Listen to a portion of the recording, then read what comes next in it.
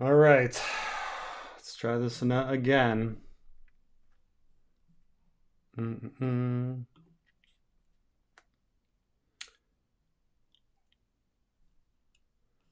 Okay.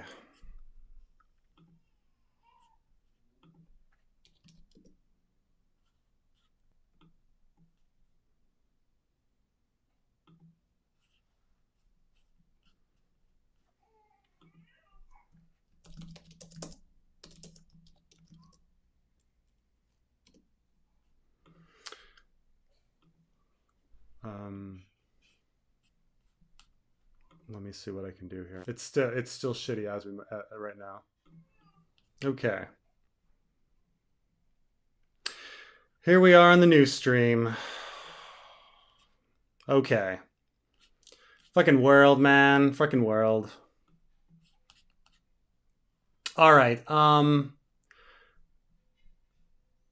For anybody that put in a super chat, just like try to write it again. You don't have to like put more money on it, but just say like, hey, I had a super chat, and I'll try to get to it. Sorry about that. But let's see here. Rewatching streams. Okay. Fucking A. But say what you will about the episode. Vagar was scary as hell. Vagar looked great. Um, Saved. New stream, best stream. I can't believe the Phillies. I mean, I don't know. I don't know. Um, no, I'll get just if people write them again, I'll probably get them. Like just say, hey, I had a super chat. Sorry. Like, um, Luke having the first shot again. They're trying to like take away from the fact that like Eamon killed somebody. Um, you know, I think Preston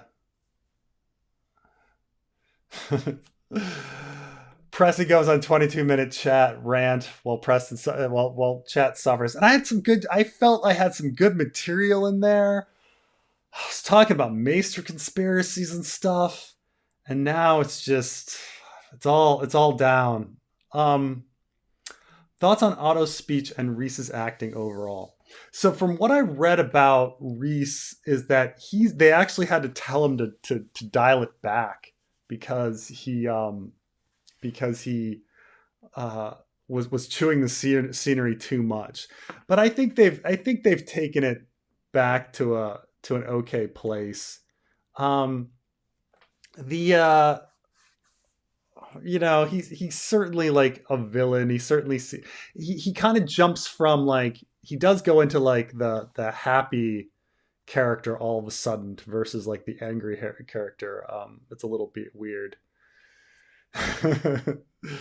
Dude, nobody heard a word you said. Damn it. Damn it. I heard like 80% of it. That's too bad. Trying to rehabilitate Aemond. Right. I don't think one should be able to rehabilitate Aemond. But I think that he's doing fine. I think all of the actors have done a really great job saving sometimes material that's not great that's been given to them. Like I think about Rhaenys' actor Eve Best and how like what they've like given that character, like what they've written for her, which is and how she saved so much, like and how she makes the character so interesting and you keep wanting to watch her despite the fact that they've given her pretty much drivel nonsense to say. And it just goes to like show like how good a good actor can really save stuff. um Thoughts on Vagar being senile? Could Vagar be senile? So, we actually don't know if dragons do get like old or not. Now I understand that they used to say, "Oh, Balerion the Black Dread, he was just like on his last limbs, and he was could barely ride around, and Viserys got on him once, and then he died."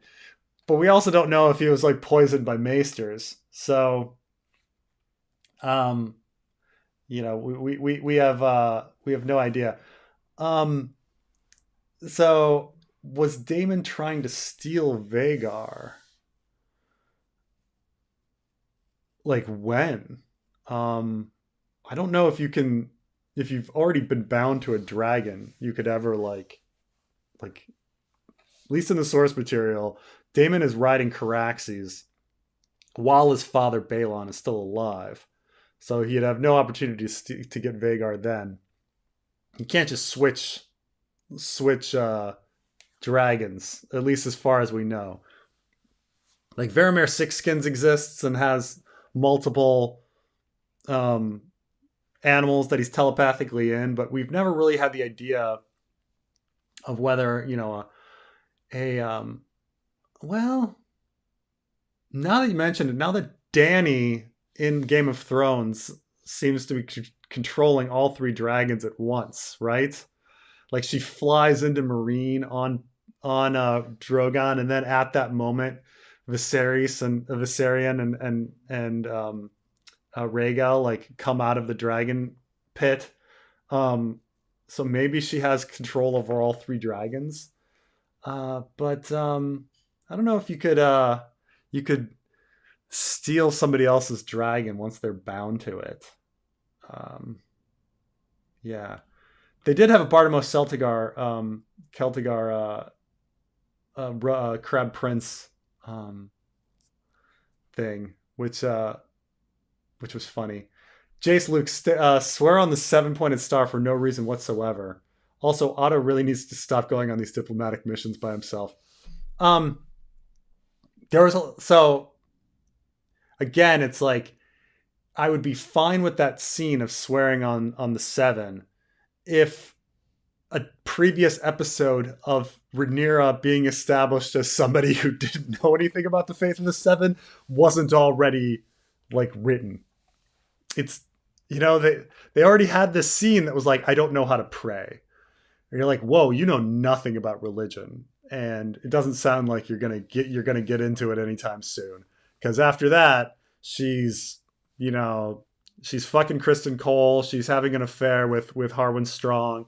It's not like she's hanging out at Sept, and all of a sudden she's gonna be with Jace Luke. Swear on the faith of the 7. Like, had they not had the scene with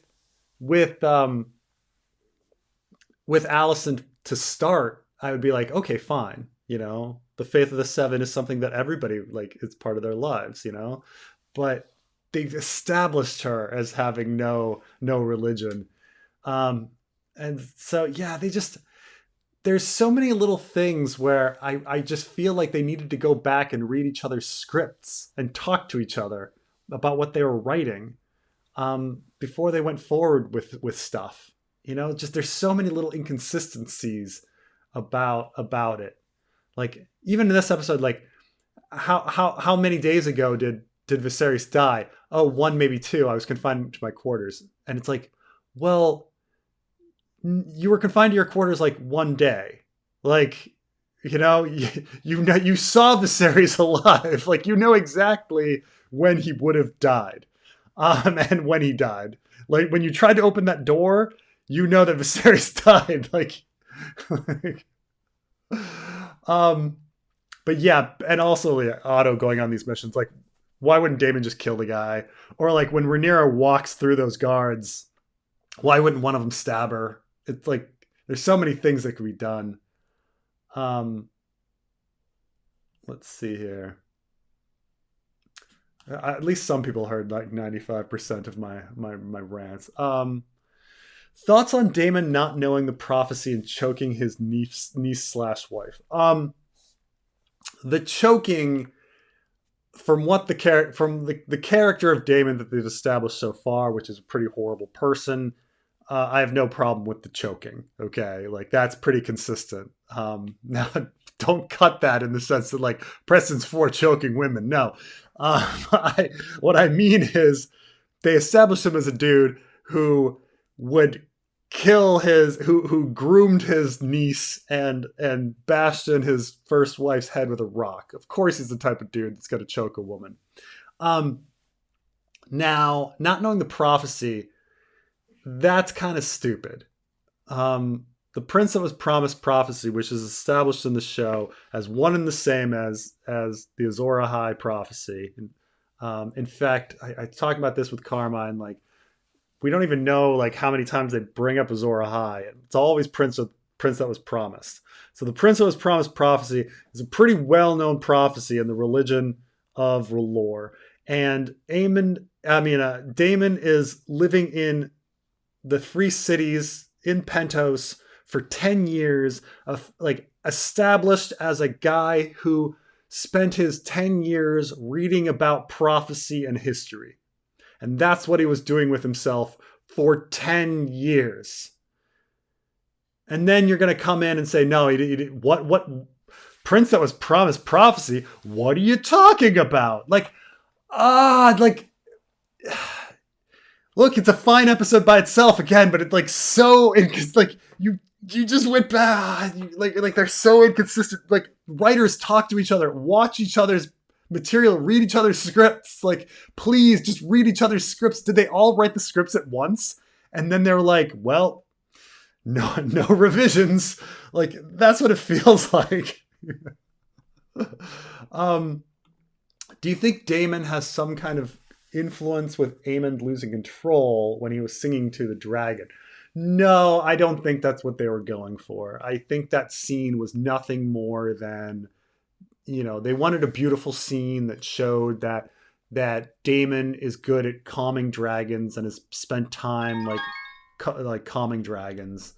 Hello there. Hello. Sorry about that. I had to upload something. You're solid now, by the way. Sorry. I know you're like, you're fine, dude. Oh, really? No, you're horrible. Like, fuck you. Fuck you. But I don't think Daemon had any influence on Aemond. What I wish they had in this episode, or at least a previous episode, was at least one scene where Daemon and Luke shared screen together, so that Daemon would like Luke and would feel a rivalry towards Aemond. Like, that's what I really like. I guess you had the scene at the dinner where they walk in, but considering that the climax of the entire story is Daemon versus Aemond, we need something between them. Like, oh, you killed my favorite stepson, or something. You got to have something. So Carmine, we talked about this episode before, but I gotta edit that. I just put out like 3 videos today. Fuck, I am Jesus Christ. Give me a minute. I'll put that out soon. I'll give it to you. Singing to dragons is apparently what you do when it's time to prepare for new riders. That's a thing. I mean, it's fine. Throwing a song. It's pretty. People like music. It was a fine scene. It was a good scene. But the dragon at the end, whether it was Vermithor, people say that the closed captioning said it was Vermithor. Whether it was Vermithor or Silverwing or Grey Ghost or Sheepstealer, it doesn't really matter. It was just, he was singing to dragons, and it was a pretty thing.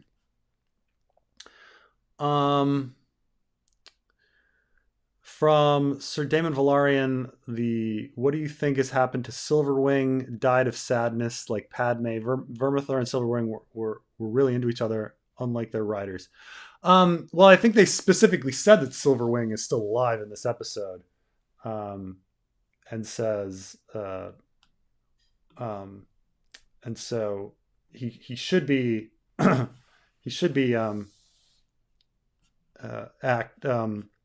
I just got a message, by the way. I was distracted because they're like, "Oh, your other live stream is still active," and it's like, how? I guess I can try to shut that down. But Silverwing, of course, is going to be ridden later. She's still alive. Dragons don't have sexes, so it doesn't really matter. But Silverwing's there at the Dragonmont. Now, this is something that George never really established, or why certain dragons were at the Dragon Pit and certain dragons were at the Dragonmont. They kind of, in the show, said, oh, if a dragon's too big for the Dragon Pit, it ends up at the Dragonmont. But, it doesn't... Unfortunately, George wrote that Balerion the Black Dread could fit in the Dragon Pit, And so, but here, at least in the show, they said that Vagar was too big. So the idea is that if they're too big for the dragon pit, I guess they let you off and you go fly to the Dragonmont, which is Dragonmont is just like the volcano that's on Dragonstone and all the caves and everything inside, which is and so, lucky for the blacks, a lot of the dragons were released to live on the Dragonmont, and then they took them. So, Speaking of the blacks, real quick, I watched the episode again. Did they ever call her the Black Queen? I didn't hear that because that's the episode title. no, no, I don't think they called her the Black Queen. I forget if they used the term the blacks though. Um, I mean, it's one of those things. It's like off screen, like somehow, like these terms came about. Um, let's try to. I'm trying to shut down my other stream.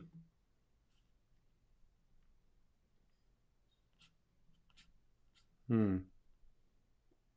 I mean, I suppose I can just delete it.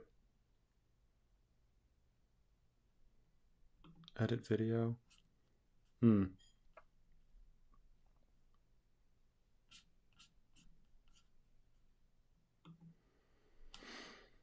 That's This stream is going horribly. It's going horribly. I mean, all you people in watching are doing great. What? These other things like fucking YouTube, like how are they already limiting, like they already have me on limited like monetization for this. It's like, when did I swear? When did I swear? It's When you still, said the blacks, they thought you meant the other blacks, and I guess that's racist, and so they got on your case for I that. guess, like it's amazing. It's amazing. Like there's no Remember? consistency Do on you remember a on few years back when you were talking about the End World guys from Clash of Kings, and I got demonetized for that? My only assumption was that I guess they thought you said the N worders, or so, I don't know. I got Yeah. demonetized regardless. You remember that about? I know they demonetize. It's very very random which ones they Hello.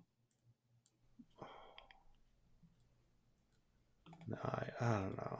I can't believe it's still going. I don't know how to stop it, but I don't know. I don't want to delete it, and I don't know if I delete it and the super chats get lost, but whatever. Um. Okay. So Damon is unredeemable in the show. Oh, I'm sorry. What do you Is think? he Yeah. just for a little choking? Come on. Just, So since Damon is unredeemable in the show, should we root for Aemond during the God's Eye? Well, Aemond's a murderer too.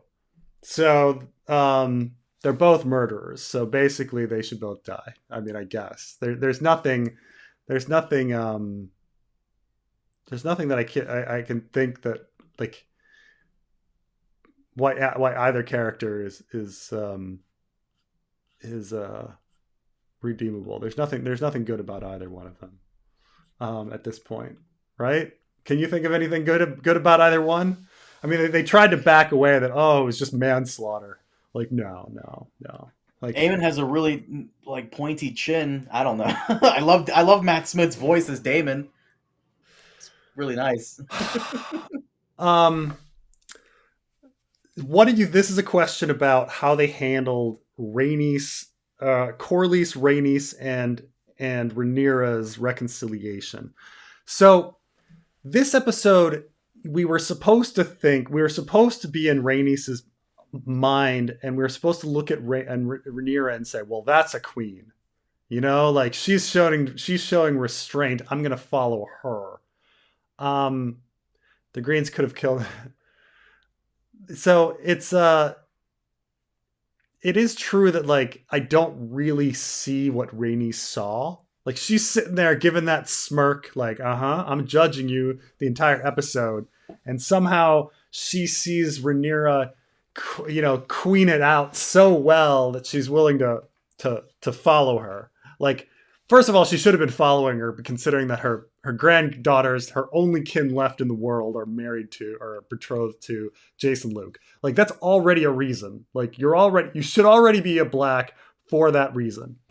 Um, or you should be a black because you realize that the maesters were screwing you the whole time and they're trying to screw her, or you should be a black because you're both women and you'd like to see a woman on the Iron Throne because you were cheated out of it. There's a lot of reasons, but watching Rhaenyra in this episode um doesn't make me want to follow her. um she didn't super impress me with anything, and her whole thing was like, oh, Rhaenyra was showing restraint. It's like, was she? She was like, well, let's go and assess our forces, and things like that. I don't, and I didn't get Corlys himself. I don't think he should have been convinced, other than the fact that like just gonna follow what Rhaenys does. He already had reasons. Again, his only kin. And he considers Luke and Jace his kin. So like blood and name, like his kin is like on Rhaenyra's side. He should already be on Rhaenyra's side. But you know, turning this episode based on Rhaenyra's actions, yeah, I didn't see it. But still thought it was okay. Let's see. Rereading Fire and Blood, it seems like Daemon's relationship with Nettles was almost more paternal than romantic. Maybe he regrets being a bad father. It's true that, well, there's a lot we don't know about that relationship. Like, we don't know how open Rhaenyra and Daemon's relationship was. We don't know if Daemon was actually having sex with Nettles or not. And so, these messages going back and saying that they're having an affair might have all been a skin of lies. And so it's possible. I bet the show is going to have Daemon legitimately having sex with her, and Rhaenyra legitimately being angry. I feel like that's the way they're going to go. But I definitely would question that, like based on the source material, that on what happened. But it's one of those moments because there's a few of these like very obvious, or at least in my mind, very obvious like Maester moments, and one of them is definitely like Storm's End is one, and the Nettles situation is another, about messages coming back about Rhaenyra, about Daemon and Nettles' behavior, and it's screwing the blacks, because the blacks have the war in the bag. They kind of have the war in the bag. I say this a lot. The blacks have the war in the bag from the beginning all the way until the end. The only thing that stops the blacks from winning is infighting and betrayals. Let's see.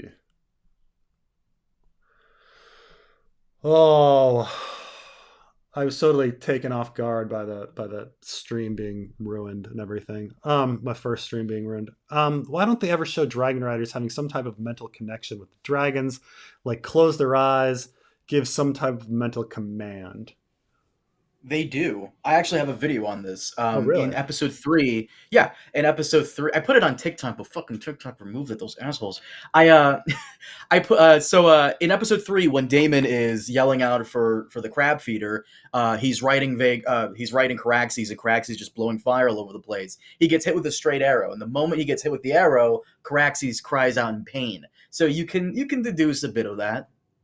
It's true. It's true. I mean, I think there's plenty in both book and show that shows mental connection between rider and dragon. Um, Also, I hate to cut you off here. We also see this in this episode as well, and in episode 2 with Damon both times. So when Damon is threatening the Kingsguard, he yeah. has Caraxes come out. He didn't call for Caraxes. How does Caraxes know to show up on time to make his point? Yeah, fair enough. Yeah, but at the same time, they don't make it as obvious as Direwolf, right? They're not going, like skin change, through his eyes, kind of thing. Um, Now I'm trying to remember in Game of Thrones. Do you remember that scene where Rob is talking to some prisoners, and then then all of a sudden Grey Wind comes in? and like He's threatens talking to them. Jamie. Yeah, Yeah. it's I think it's season 2, episode 1. He's talking to Did he Jamie. call He's to old Grey asking. Wind or look behind, or did Grey Wind just naturally come in? I think Grey Wind naturally came Yeah, in. right? But to be fair, I think it's easier to cue a dog with like small hand gestures because he does have his hand on Grey Wind's fur when he's Mm. talking to Jamie. So Hmm. Okay, okay. But yeah, I mean, I'm not going to say they're consistent with the telepathic connections of human to animal in Game of Thrones or in Ice and Fire, but it's very clear that they exist. These connections, animal influencing human, human influencing animal, nonverbal communication, nonverbal influence. They seem to be all over the place, back and oh forth. fuck, you know what? No, I can't. What's I up? wish I wish I remembered this in time so I could. I just uploaded the video about this. So obviously, Aemond, deep inside, he has Hmm. like this hatred, and it Right. came out through Vagar, and Vagar chomped on Luke and Arax. But both Luke and Arax and Aemon and Vagar, they're young guys. They haven't been with their dragons that long. Rhaenys has been with Meleys for decades. Yo, So yeah. over time, you can say she's strengthened her psychic connection with Meleys. And in episode 8, during that dumb scene, I'm sorry, not episode 8. In episode 9, during the dumb scene, Rhaenys, she has Meleys roar in their face, but if she was probably younger and newer at this, that roar probably would have been a fire blast. Mm, mm, And mm. Yeah. Of course, then again, I mean, that whole episode. If Meleys has the ability to bust through floors, um, that dragon should have busted through the floor, busted through the roof of the dragon pit, flown over to the Red Keep, been outside the window. Rhaenys would have climbed out the window and hopped right on him, right on Meleys, and flown off. what about the Bluetooth connection for your You think her psychic connection Bluetooth to the connection could dragon? go across the city? I mean, Well, I don't if the know. dragon is underground, can it go underground? Uh, My Wi-Fi signal fucking sucks well, no, yeah, downstairs. well, because I don't know. When Danny was attacking Marine, she Bluetoothed to both Rhaegal and Viserion to come out of the pyramid and dig through the pyramid and come out and join the battle. Allow me to activate my trap counter card Okay, because Dany is one of the most special Targaryen women in history, along with Dreamfire Rhaena. So because she's special and is able to hatch 3 dragons at the same time, though magic was kind of involved, you could but argue that Dany's connection is stronger than Rhaenys' connection. right, but it's Rhaenys' connection must be strong enough that they would organize a council of all of the lords in Westeros to pass her over. I, um, what do you want, bro? Luke looks like Carmine in my head. It was tragic. Yeah, I look no, like no, I look like Elliot Gearhald. Really? That's a good looking like kid. Really? Oh, no. thank you. But you know, you are Here we go. a shorter guy. Thank you. Okay, you're Have you seen what this you. kid looks like without all the makeup? He's a good No, looking no. kid. Was that? He's a good looking kid. Here, I'll Yeah. show you what he looks like. It's on Game of Thrones wiki. He has like his face without all the costume and stuff. Good looking guy. Good on him. I mean, he's a good-looking guy in the show too. I am. Let me see here. Elliot. Oh, fuck off, chat. You know what I'm talking about. You know what I mean. I'm trying to compliment the motherfucker. Fine, he's handsome. Jesus Christ. Fucking chat. Yes, yes. Carmine specifically wants to have sex with him right now. Oh my Yes. fucking god. Why would you? Oh, you're so cringe. Why did you say that? I mean, it's fine. This is the whole question of I mean, I don't know. Well, how old is he? Let's not talk about him if he's not. Can we not talk about him if he's not 18? So let's not talk about him. Chat makes a good point, Preston. Everyone's shorter to you, of course. That's true. Let's look at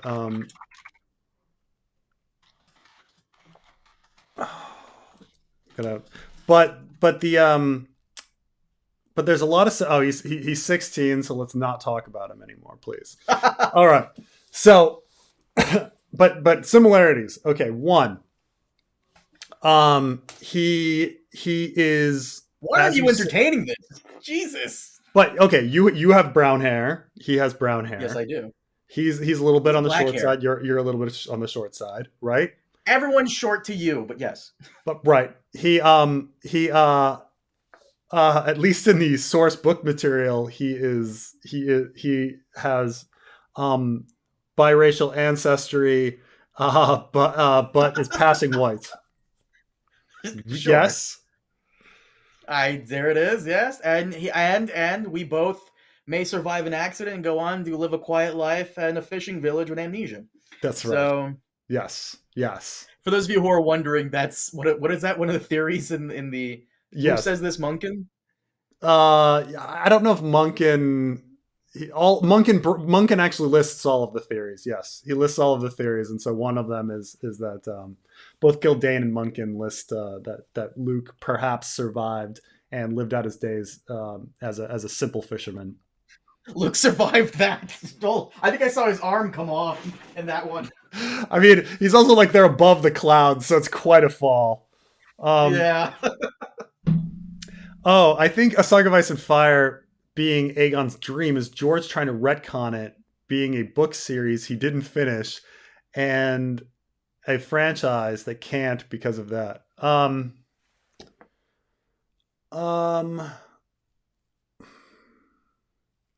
I think George.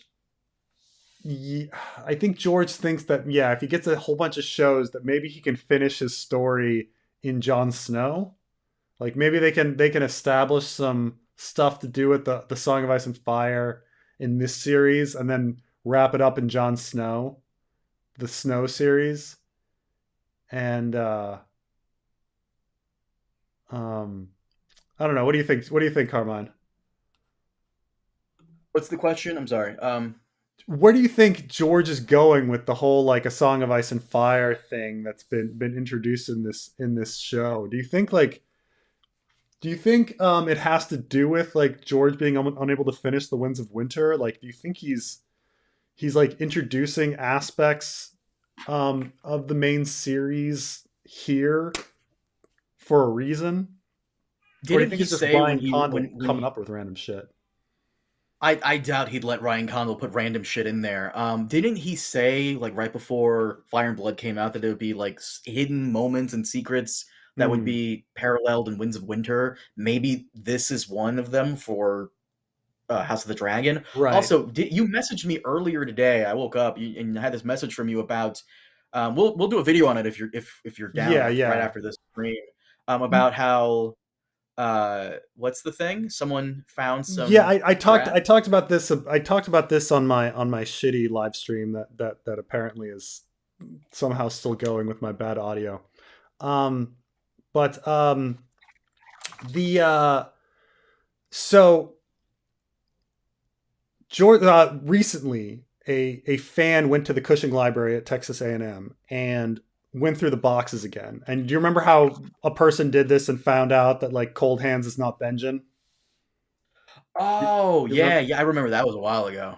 So another fan did this 2 weeks ago, and what the Hmm. fan found was, course, Do you want to they save this for an actual video, or you want to discuss it I here? mean, well, we're going to go into much deeper when we do an actual video. But what they found was there was a correspondence between George and his editor about the prologue for Feast for Crows, and George wrote three different versions of the prologue for Feast for Crows, and he wrote a bulleted list of like seven things that he wanted to establish in the prologue that he thought were really important.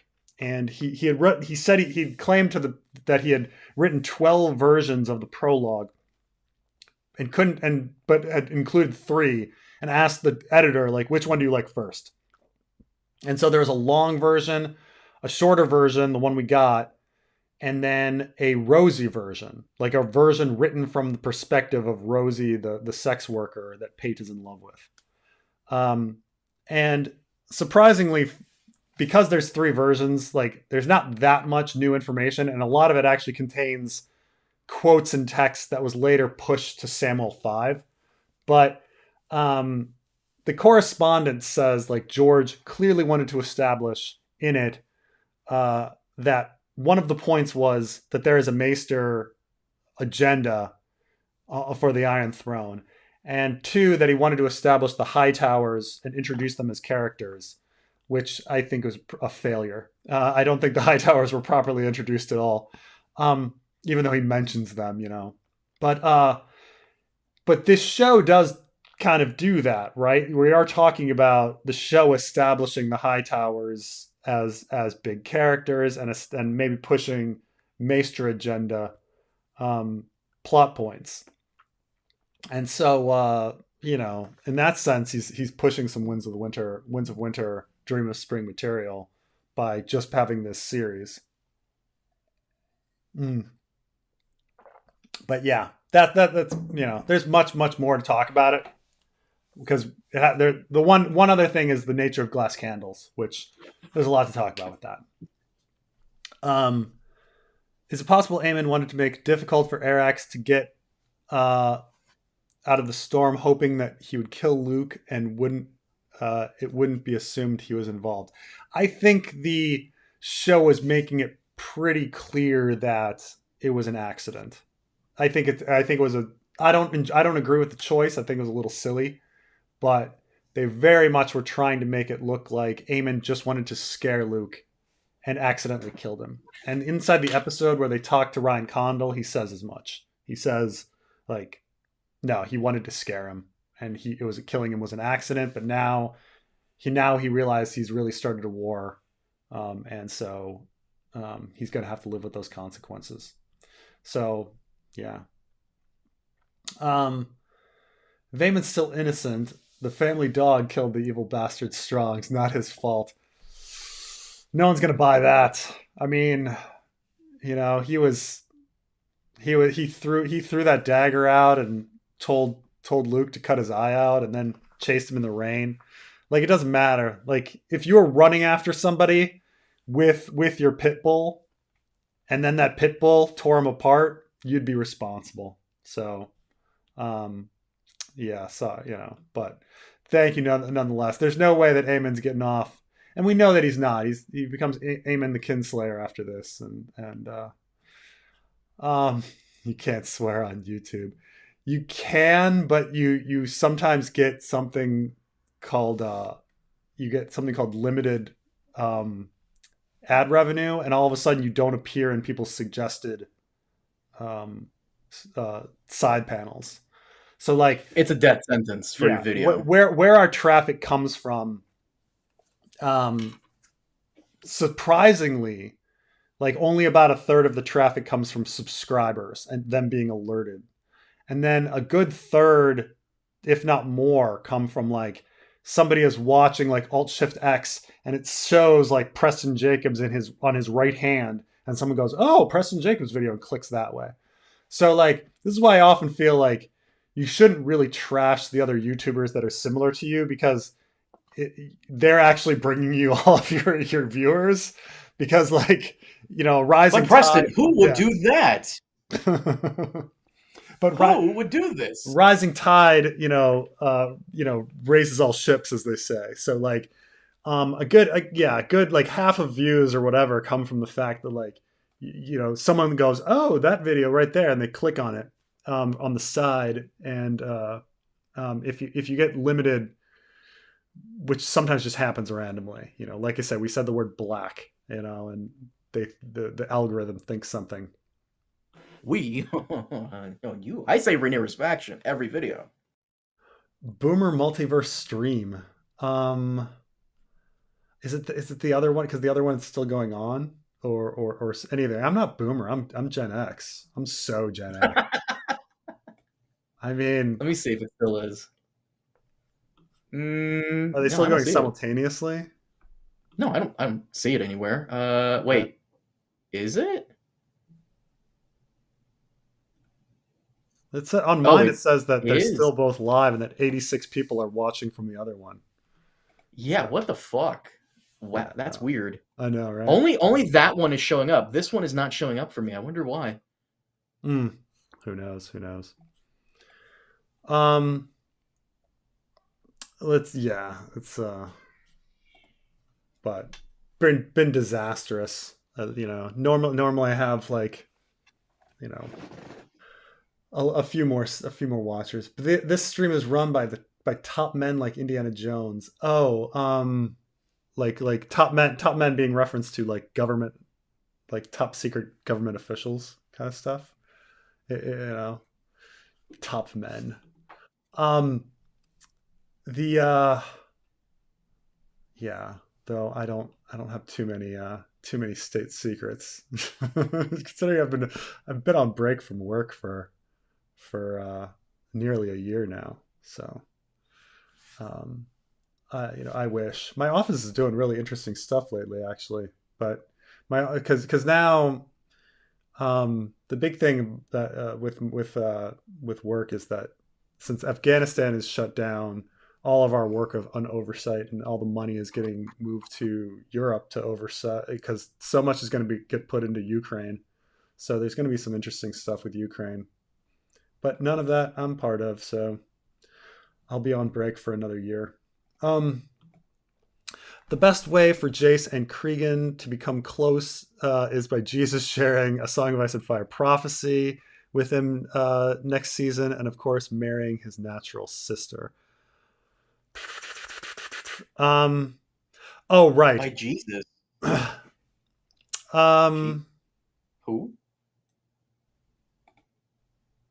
Yeah, I don't know about the Jesus, but yeah, we're talking the Pact of Ice and Fire, which is coming next season. So while Luke went down to Storm's End, Jace went to the Eyrie and then to Winterfell, and a lot of interesting stuff is written about what happens to Jace at Winterfell. Apparently, he falls in love, and and some people say that actually none of that happens, and we'll see. Um, but we'll get to that. But the eventually, the I'm going to continue on, obviously, over analyzing House of the Dragon once this is finished, and um,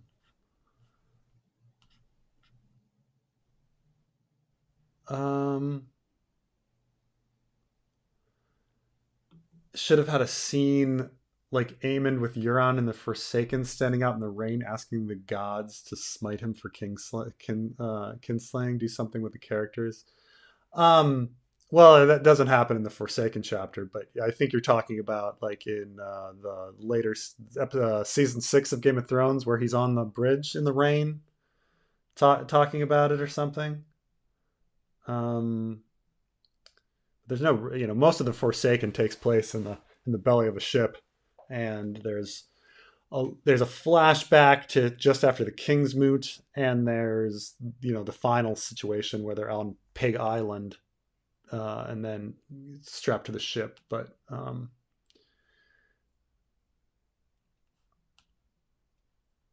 when Eamon called him Lord Strong, I was looking like a Pikachu surprise face. Yeah, yeah. It was, even though I would have taken things in different directions with the Eamon Luke scene, I liked it. I still liked it. Um,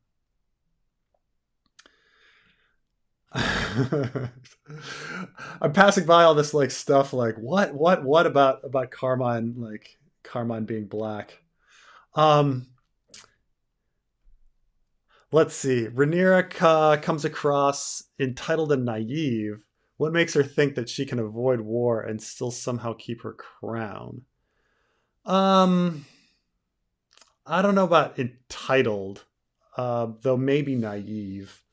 Um I think she really thinks that maybe there would be some sort of solution, though I can't really think of what it would be. I mean, um, though I did argue the opposite, I suppose. When I say that, like in the source material, Orwell is the one that brings forth Otto's or brings forth the terms, and the terms are not generous. The terms are rather shitty. Rhaenyra is queen, and they're giving her essentially Dragonstone, and so it's it's not and asking for her kids to be hostages in return. So it's it's not great. Now the question is like what can be done to actually bring peace between Aegon and Rhaenyra. Um, and so what would happen is you'd need to have some broken betrothals. So I think you'd have to marry Jace to Jaehaera, and like Rhaena or Bela to Aemond. You'd have to do some power sharing agreements or something.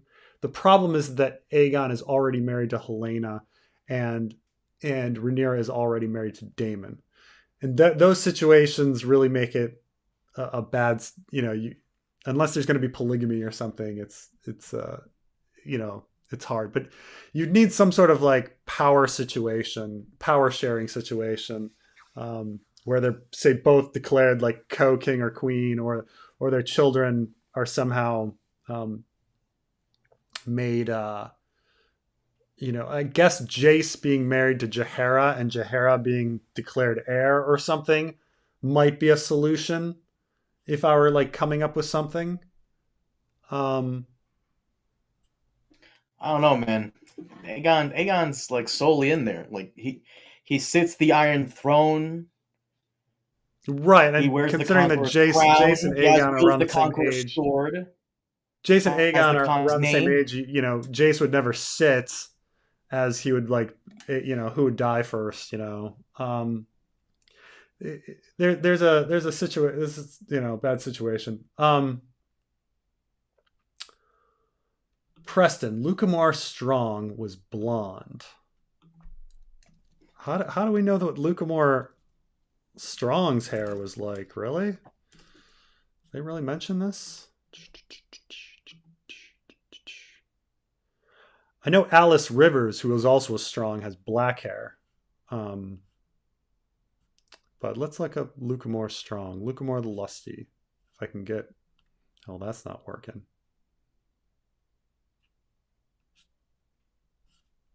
Oh well. Fine, Wiki of Ice and Fire. Go slowly.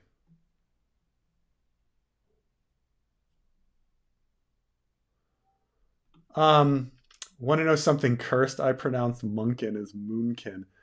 Moonkun. That's fine. Like I say, like pronunciation of this stuff is all relative.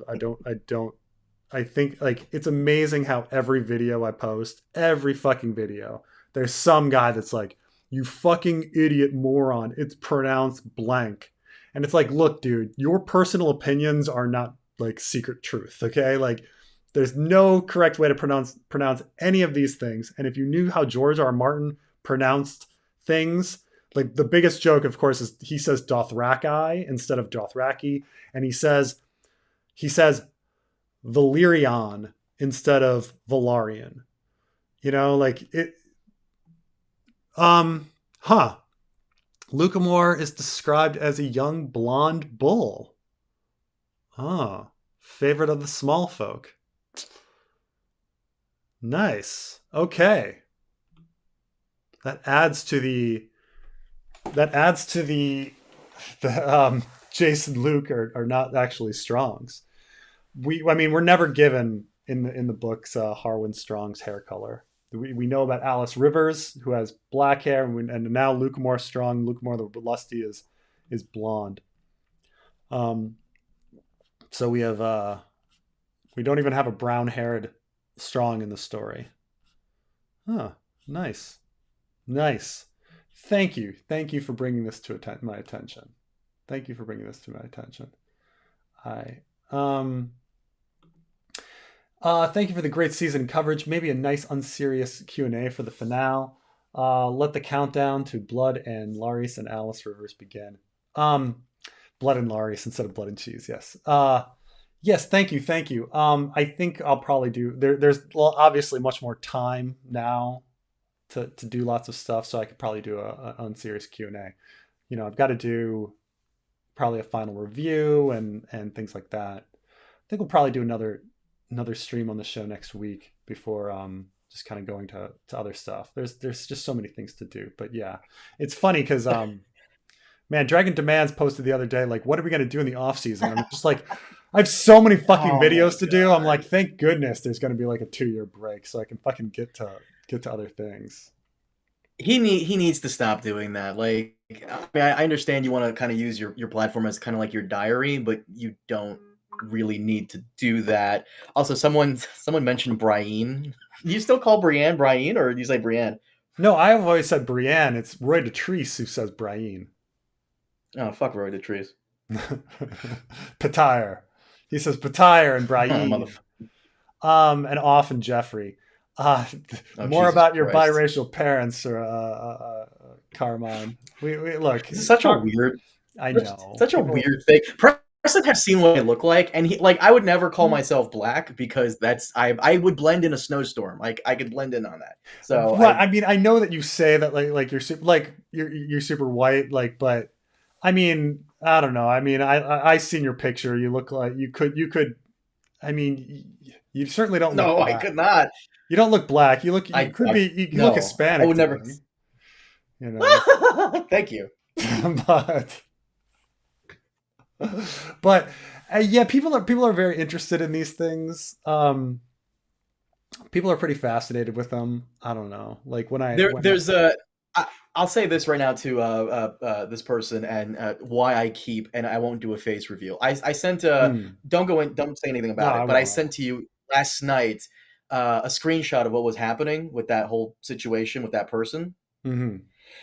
I met that person one time more than 2 years ago, and I had one conversation with them for less than 2 minutes.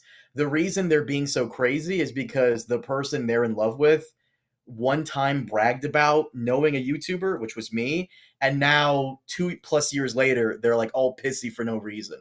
This is the reason why I keep like my personal details very private because people out here are fucking crazy. Yeah. Um, no one would fuck with you because everybody knows you're in the FBI, CIA, and North Korean special services. But me, they would fuck with because I have no such immunity. So Yeah, I mean, yeah, there's a lot of weird people out there. But so I understand it. I understand, like, having, knowing the experiences that you went through and everything. I understand it. Um, the um, yeah, you get people. We all get targeted. We all get targeted by weird shit. At various times. Carmine seems to get targeted a lot more than even me. But I get um, targeted by fucking and pardon my French. I get targeted by fucking idiots who are they're yeah, stupid. They don't know how to like. But so that's the silver lining. But whatever. right. I mean, I think I avoid it a lot by just like um not responding to people, like being, because You do like you do you know how you complain that, like, I'm unreachable, so like people contact you Carmine are. and they're like, tell Preston this, and the reason I'm unreachable is for the same reason that Carmine like doesn't show his face. So it's like we kind of use the same strategy to get to the same place. Because I know that, like, having back and forth with people, even if it leads to too many like eventual issues. Like, yeah, maybe 99% of people are going to be like nice and fine, but 1% is still gonna something's gonna deteriorate, and all of a sudden I'm in a bad situation.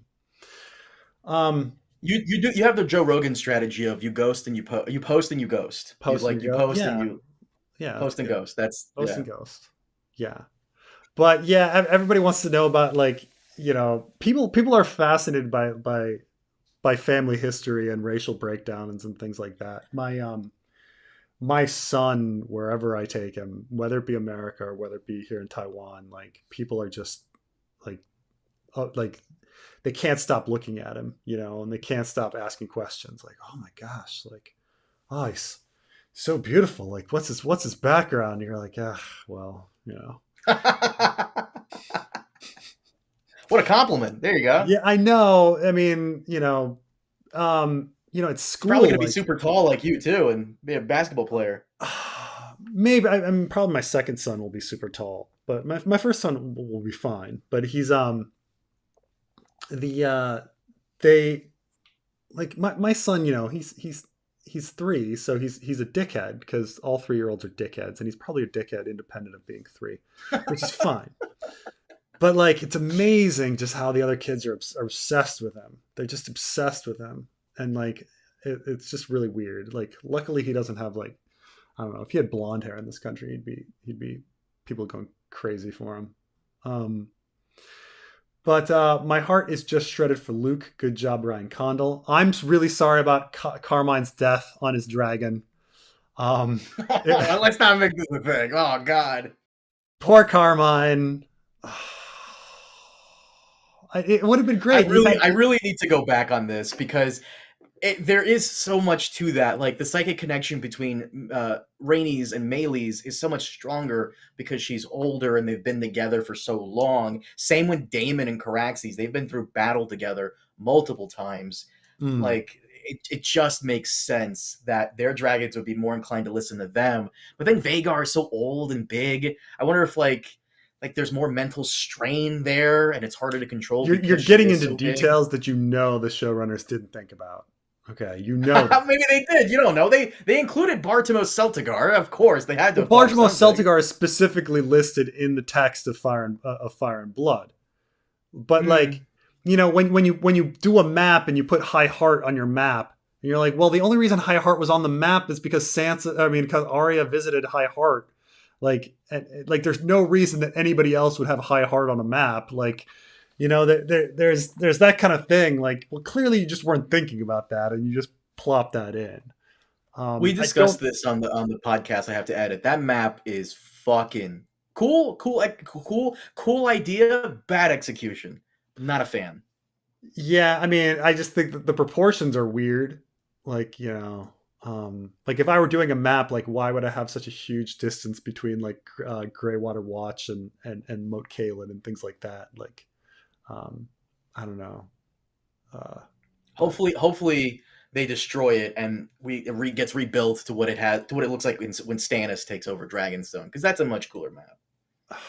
I mean, apparently it did, but I think it's like Iron Throne. It's just stylistic choice of how it's going to look. I mean, it looks cool until you start looking at the specifics of it and be like, oh, that's a little weird.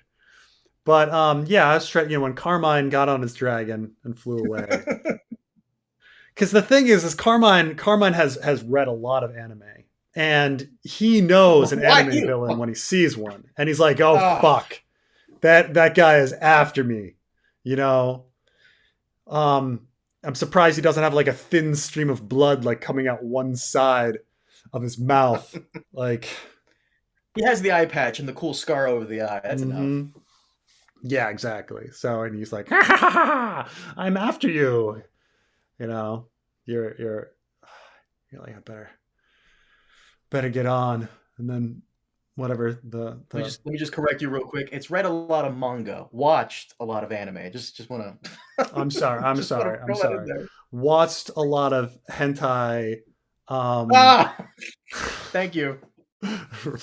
read a lot of what do they call the manga version? I don't know.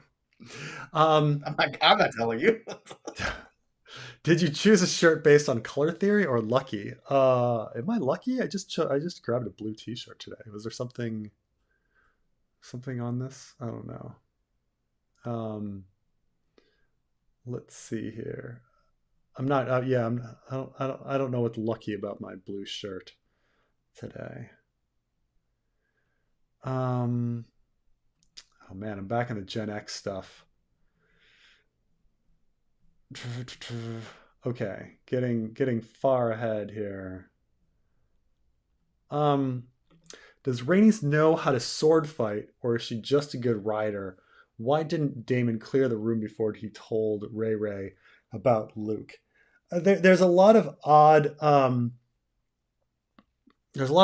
weird time stuff on things happening in this episode. A lot of weird editing, like like Luke leaving a room and then immediately being told that then Rhaenyra being immediately told that Viserys is dead, and then Luke being in the middle of a sword fight on the beach, and you're like, how did he get down there that quick for that fucking sword fight? Like, um, so I'm not. Uh, it's true that he clears the room for Viserys, doesn't he? I mean, this should have been like a private situation rather than like walking into a war room and saying that Luke is dead. It also, like, how do they even know Luke's dead? Like, they must have flown very far from Storm's End. This is a problem in the source material too, because if it's a possibility that Luke's body is specifically said that was never found, so how do you know that Luke's dead? You know, I guess dragon remains washed up, but then like they would have been really far from Storm's End. So then that news has to get back to Storm's End, and then a raven has to be sent. Um, it's it's yeah. Anyway, the ending of the episode felt really rushed to me. Like they should have had. They spent a lot of time mourning that stillbirth. Why wouldn't you dedicate the same amount of time to mourning Luke? I don't know. Editing was choppy, and it does end abruptly. Oh, what is this about Benjen and Cold Hands not being the same person? Uh, somebody went into there's a library in Texas, the Texas A&M, the Cushing Library, where George has deposited a lot of his past writing and correspondence for record. And somebody occasionally fans like go in and try to look through these boxes to find stuff. It's for the most part there's nothing interesting in there. You got to really dig and dig and dig. So fans like dig and dig and dig, and then every few years a fan finds something that's very interesting. And so one year a fan went and found an old draft of A Dance with Dragons that had been sent to the editor. The editor asked in the margin, when Cold Hands is introduced, is this Benjen? And George said no. And so we know that in A Song of Ice and Fire, Benjen and Cold Hands are not the same person, but in the show they are, obviously. So, why would they send Otto for peace terms if they wanted them to accept? If Alicent really wants peace, she should have gone herself. Otto and Daemon were never going to agree, and she should know that. Carmine and I talked about this in our podcast that we did right after we watched. And got that review copy early. Yeah, we got the review copy early. You know, it makes as little sense as Otto going the first time. You would, if you want peace, like it's already kind of established in the source material that Orwell screws up the relations, but like you'd never send Otto. Like the whole last episode was about Alicent not trusting her father and needing to get to Aegon first in order to establish terms, to have good terms for Rhaenyra, and then have her accept them to save her life. This was the entire episode. You wouldn't then send the guy that you don't trust to deliver those terms. Like, one, he might change them. Two, like everybody hates him. Everybody knows that he sucks. Like Rhaenyra specifically had him fired. Like you wouldn't send that dude. You'd send, honestly, anybody else. Like anybody else in King's Landing would be better than Otto. It would be better to send Helena. Like obviously, like by the way, and I this is another video I need to make.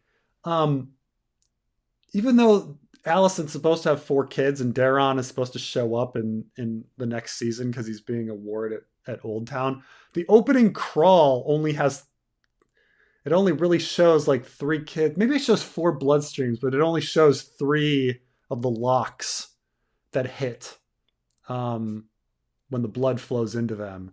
Aemon's being blue. That's how you kind of know that like it's the 3. It's Aegon, Helena, and Aemon. Aemon's is suddenly blue, like his eye. But yeah, it's a really dumb move. They clearly just wanted to give Otto screen time. It doesn't make sense. Carmine and I talk about this a bit about how they switched who gets what line, and they gave so much to Damon and they took it away from Jace. They did Jace and Rhaenys dirty in this episode in order to give Damon more screen time. Overall ranking of the series as a TV show by itself. I'm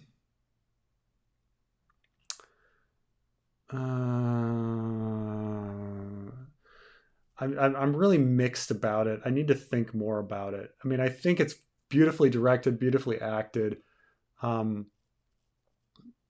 If we didn't have other source material and you'd watch this and be like, oh my god, this is an incredibly original show. But the thing is, it's connected to Game of Thrones. It's connected to Ice and Fire. It's connected to Fire and Blood. Like we know about all of these things. I think it's not a very good series. I think it's individual great episodes that don't connect to each other, and that's my big problem with the show. I still think it's good, but it's not a cohesive long story. This show would do horribly on binge. Like if you binging this show, you'd be like, wait, the character just did that, and now the fact that we've had a week pause between stuff, we forgive a lot and forget a lot. But yeah.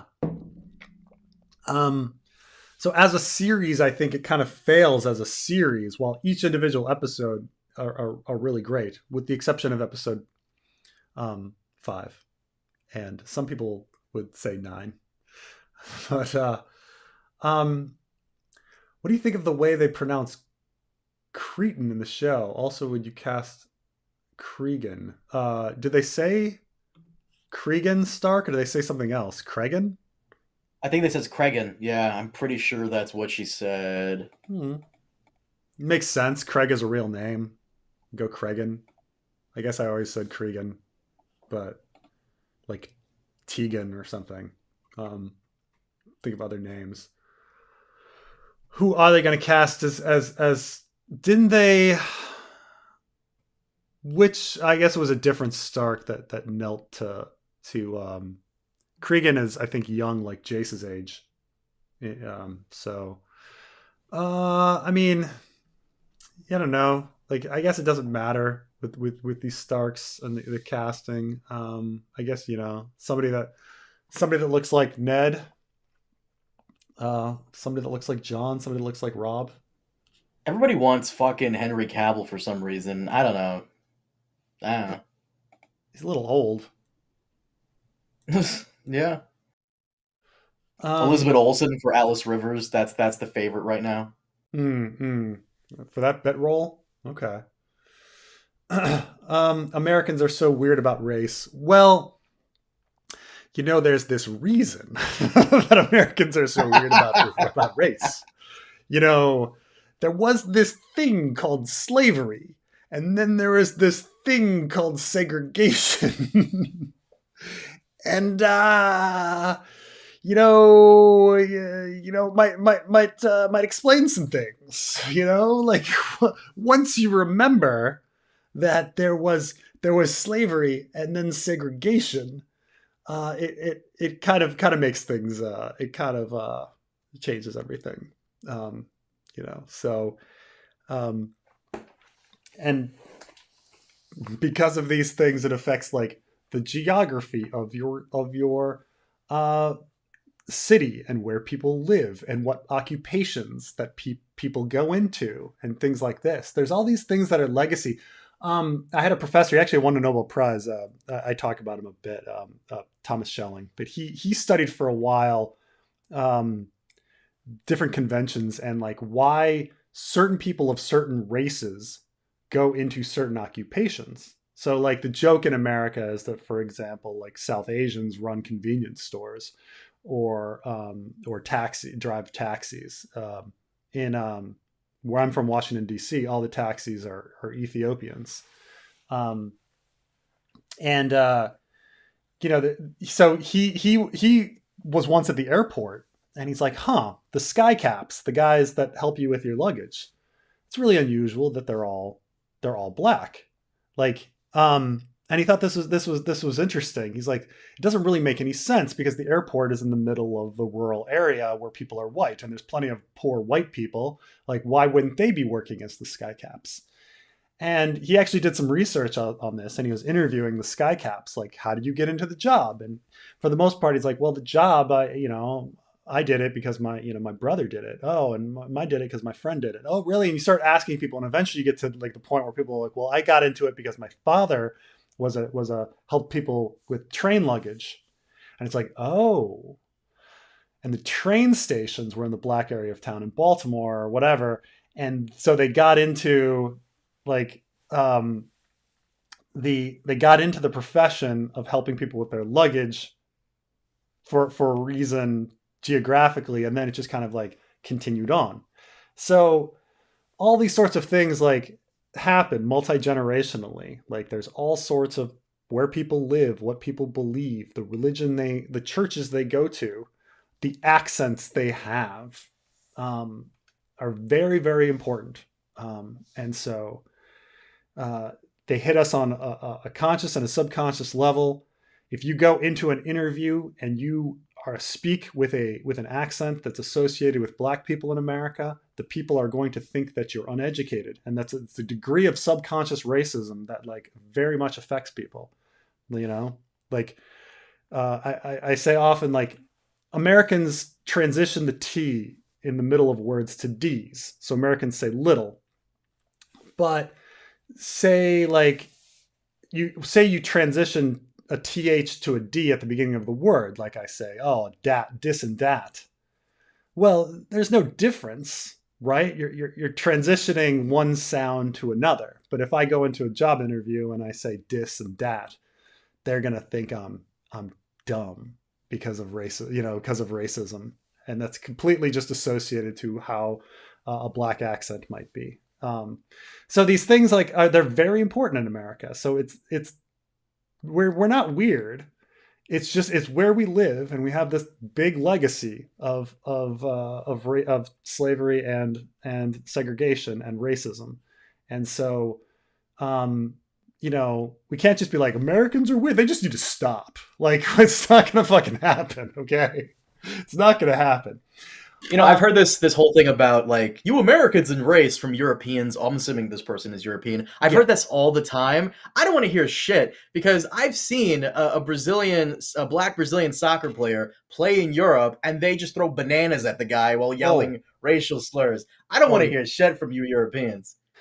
It's true. It's true. The I often say like, oh, America's really racist, and then you go to the rest of the world and you're like, nope, they're racist too. like white people are really racist, and then you talk to people of other races and you're like, nope, they're racist too. Everybody's fucking racist. Like, oh my Uh, god, they're racist. I will always remember I went into a Chinese restaurant one time. This Asian man was mopping the floors, and he's like, "Hey, are you Spanish?" I'm like, "No." He goes, "Oh, y'all look alike to me." Oh, really? We do. I see. Okay then.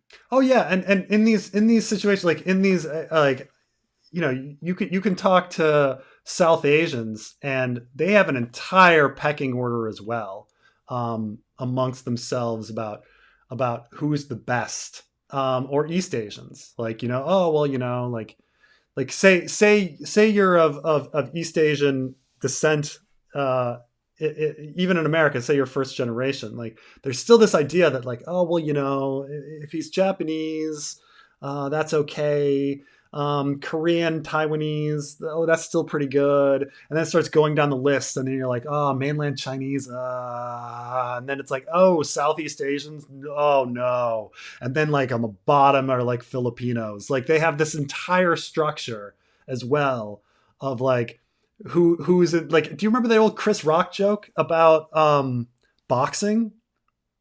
Chris Rock had this joke. It was very racy. He goes on Saturday Night Live and he's like, have you noticed that the further down the social spectrum of race, the better fighters you get? And he says, that's why black people are better fighters than white people, but Puerto Ricans are better fighters than black people. And then he says, "I bet for every Puerto Rican, there's a Native American ready to kick his ass." And I was like, "Oh my gosh!" Like, I've never heard that. oh Never heard yeah, that joke. It's great. like, I was like, "Whoa!" Like, and I was on Saturday Night Live. It was really. Can you two do a video on your hopes that you want for season two? Yeah, I think we will do a video on that. That's a good idea. Hopes for season two. Yeah, I think that. Are you gonna do Are you gonna do a video on how you would have done season one of House of the Dragon? Because that's a thing right there. I might do that. How Yeah, I would have I done think I'll made do that decisions. too. I mean, I don't know if I'll be as bold as saying fixed, but I think I'll go in. I mean, I'm going to do a long review and on everything, but it's I'll definitely address that. Chat stop. Carmine is unknowable. Carmine is the mystery. He's the mystery man. What are you going to do about the fanfic prologue now that those A Feast for Crows prologue drafts kind of contradicts the Glass Candles? Um, so I'm not sure if like how much George walked back on the Glass Candles. Like he definitely had a plan about Glass Candles, which once you kind of read it, it makes sense. So essentially, George wrote to his in one of these original versions of the prologue that again he didn't keep, that Glass Candles gave the user eternal life or long life, which when you hear it you're like, oh, that kind of makes sense considering that they're mirrors to the werewood. And the werewood gives Bloodraven like long life and eternal life, or you get to live in it, you know. So like um but at the same time, he also had each Archmaester of the Citadel had a working glass candle, and so he walked that back, and so I don't know. We don't know how much he walked back in his beliefs. Like, do the glass candles give people eternal life? Yeah, I don't know. You know, in the same sense as the werewood or the House of the Undying's like beating heart. You know, which clearly has extended people's lives out. I mean, uh, you know, it makes sense that George like would have that in there. Um, but again, I didn't really reveal very much about the glass candles in the prologue. We just essentially had like how they got turned on, and that was about it. But how the one got turned on. But interestingly enough, and we'll talk about this when Carmine and I do a podcast on the Feast for Crows prologues. Um, I kind of always theorized that Jock and Agar was coming to Old Town for those glass candles. That was the only thing that made sense timing wise. And a lot of I think the fan canon was he was there for the tome Blood and Fire and wanted something in that to learn how to kill people. And I was like, no, the only thing timing wise, like why now, is that the glass candles were turned on and that he's there for those glass candles. Um, so I think that's kind of was like more confirmed in that. But again, confirmed like he walked these back. Like the prologue we got was the prologue we got. He revealed the information that he wanted to reveal. Um, he he didn't actually give us immortal glass candles. So whether he planned on in the future, I don't know. Um, by the way, I meant what do you think happened to Silverwing after the dance? Well, I think Silverwing died, but I'm trying to think. Did Ulf the White is the one that rode Silverwing, if I'm not um, mistaken. I think, yeah, Ulf the White. Um, let's see. And then Silverwing's rider was killed, and then oh right, because Ulf was poisoned. Silverwing became later riderless. Um, and then later, somebody tried to claim Silverwing. Do. No one could do it. Silverwing's one of four dragons alive at the Dance of the Dragons. And then Silverwing kind of became wild. Made a lair on Red Lake in the Reach. Um, and then was living at the Regency at Aegon the Third. Well, I mean, we know that all the dragons die during Aegon the Third. So I imagine, and you know, it's a pretty healthy young dragon at that point. Like, what would kill it? It's got to be somebody coming forth and poisoning it or something. Um, something must have happened. I think Carmine. I mean, I said Carmine conspiracy. Maester conspiracy. Another thing. But I think that's definitely what's going to happen. I mean,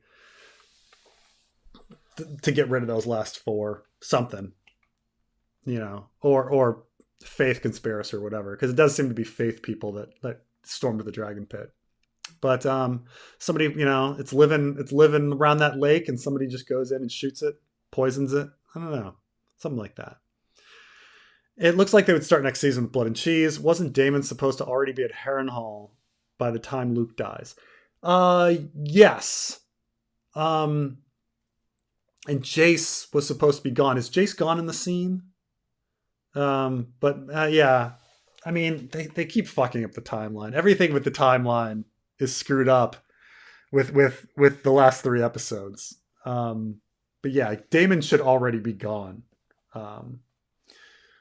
But maybe he was like, I got a day, because flying to Storm's End should take no time at all. Getting the information back. I don't know why he's still hanging there. You're right that he should be gone. But and then there's very few. I mean, there shouldn't be much time of Daemon and Rhaenyra together ever again. But we'll see. But yeah, I mean, he in this and in the episode he says he's going to River Run, so to treat. So, but yeah, he should be taking Harrenhal soon after that. Harrenhal falls to Daemon almost immediately. They just see the dragon and they're like, "Up, we're in it," Race obsession is an evolutionary thing, probably, and so is accent obsession. Like when you hear somebody with a different accent, like something goes off, which is why people are constantly like littering my comments with "it's pronounced this, it's pronounced that." Thoughts on Baron Trump's height? Well, his dad's pretty tall and his mom's pretty tall, right? So he's naturally going to be really pretty tall, right? I know we were not supposed to get political, but props to the Democrats for the most part for sticking away from hitting on Barron and Melania to some extent. Yeah. Props to them for having that that respect. Not that the Republicans do, but Right. Yeah, well, it's the thing. It was one side plays by the rules and the other doesn't. But so Baron Trump is right now 6'7", which makes sense. So Melania Trump, what? yeah, which makes Taller sense. than you, fuck. Yeah. So it's not that. So Donald Trump's height. Donald Trump is pretty tall. He's 6'3", but like, which puts him in like the. That's like the whatever the 95th, 97th percentile already in height, but it's Melania Trump like being 5'11". She's in like the 99.99 range of height. And so when you get to 6'7", Baron Trump's about in the 99.99 height. And you're like, wait a minute, you're like, really that far? It's like, yeah, like once you get like I'm already like 99.9 maybe flat, like 1 in 1,000 people are going to be like my height or taller. But it's my mother was 5'10", which is also like in that range. And so my father was, I think, 6'4". So I ended up pretty tall, but it's mostly due to my mother being super tall. It's the same with Baron Trump. Like his mother is the one that's super tall. And so he ended up with like super tall. And, Donald Trump is also pretty tall. So, so it it seems pretty normal. He might even grow taller, right? Because what's Baron Trump's age? He's Still a only kid. 16, so he Yeah. could grow. He could Damn. easily grow another inch or two. He's got time. I mean, he could be at his adult height, but there are some people that grow up until age 20, a little bit more. Hey, let me ask you this question real quick since we're on this topic. Real quick. Have you been watching the Jan 6 committee stuff? Bits and pieces. Who was do you believe that there was a woman who said that when she came back to the White House, Trump was throwing a tantrum and she Hmm. saw on the wall a streak of ketchup just Yeah. coming down the wall with that's bullshit. Like I want Trump to go down as much as the next dirtbag, but I don't know. I think that woman that was a bit of a fib I don't on know. her I end. think Really? there's been a half dozen stories of him losing his temper and throwing food. But throwing a cheeseburger on the fuck at the wall, like I don't know. It was a pretty emotional day. He also he also like choked that Secret Service guard and tried to grab the wheel. Right? Like I, these are fairly um it's kind of par for the course for him. I mean, I don't know if I buy that part. I don't know. I don't know if I I believe mean, it. Ketchup gate? Mm. throwing food. Come on. I mean, these are big deal. This is high stakes. This he considers like he's thinking he's not in power. He's gonna get arrested, and he's gonna he really wants to Arrested stay for in what? power. Like what? 2 months? Like Steve Bannon? Please. I mean, these things he had in his head, he was always expecting the worst. So, like for instance, when the investigation with Mueller started, he was like, "Oh God, my presidency is over," and he totally like didn't even think himself that he was going to get away with stuff, because a lot of people like think about doom and expect doom. So I think he was one of those people that was also expecting the worst. Like, oh God, everything's falling apart. Cheeseburger at the wall. Like, I don't know, throwing food in these high stress situations. I think that's like a believable thing. I mean, if it didn't, like, I don't know. It's like it's a random thing to lie about, and it's like it's such a small thing. Like it doesn't really change anything. People that are gonna hate him for other reasons. People that like him are gonna like him for other reasons. Nobody's sitting there going, hamburger at the wall. Fuck. I guess I'm losing like faith in him. Like, no one's doing that. So like, might as like it doesn't mean anything either way. Like I believe it, but it doesn't mean anything because I already have infinite reasons to dislike the guy. Um, and other people like have their infinite reasons for liking him. So hamburger at the wall is not going to change it, right? I mean, you know, who's somebody you really like? How do you feel about the guy who wrote Berserk? Oh, Miura? Yeah. My Now man. let's say you love the guy. Let's say you hear a story that like once, he was really upset and his wife was talking to him and he picked up a plate of sushi and threw it at the wall. Like would that change your opinion? Would that change your Sushi. opinion of him one bit? Like would it change your opinion of him? Uh, yeah, a little bit. Like, come on, man. Why So you wasting like probably good why sushi? even why even bring it up? Like it doesn't matter. It doesn't matter at all. Like it doesn't change anybody's mind. Everybody already has their opinions on him. Um, do you feel like the dance is supposed to be reminiscent of the Vietnam War and George R. R. Martin's view on it all? Because I mean, so obviously the Vietnam War like is a major trauma in George R. R. Martin's mind that essentially like influenced all of his writing.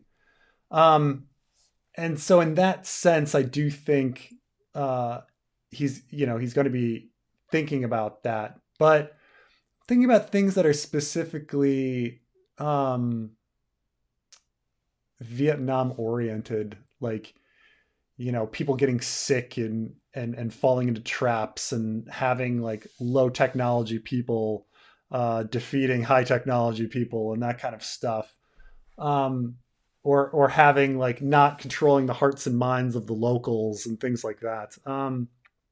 Which which is more evident in other stuff. So for instance, like Marine and Slaver's Bay definitely has more of a Vietnam Iraq War feel than Dance of the Dragons, because you're like, oh well, you haven't really won over the hearts and minds of the people, and we're not really certain why Danny is there, and is she really is she really making a difference? Is she making things better or worse? Like these kind of questions, we ask in the sort of colonial imperial sense.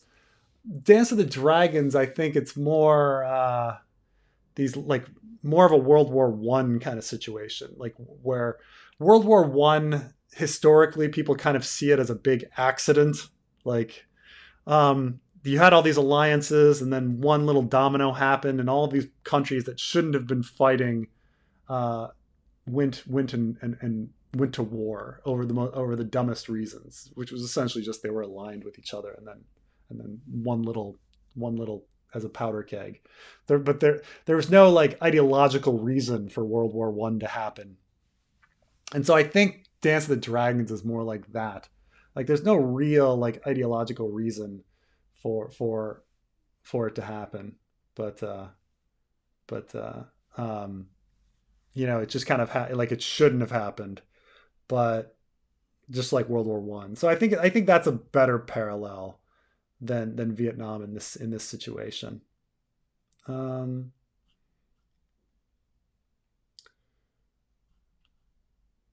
oh, the message could be that Luke is missing.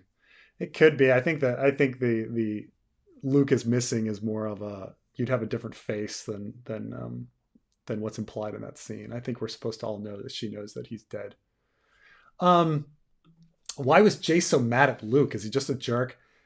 I thought that was really weird too. Like you've established Jace as this very calm, collected character.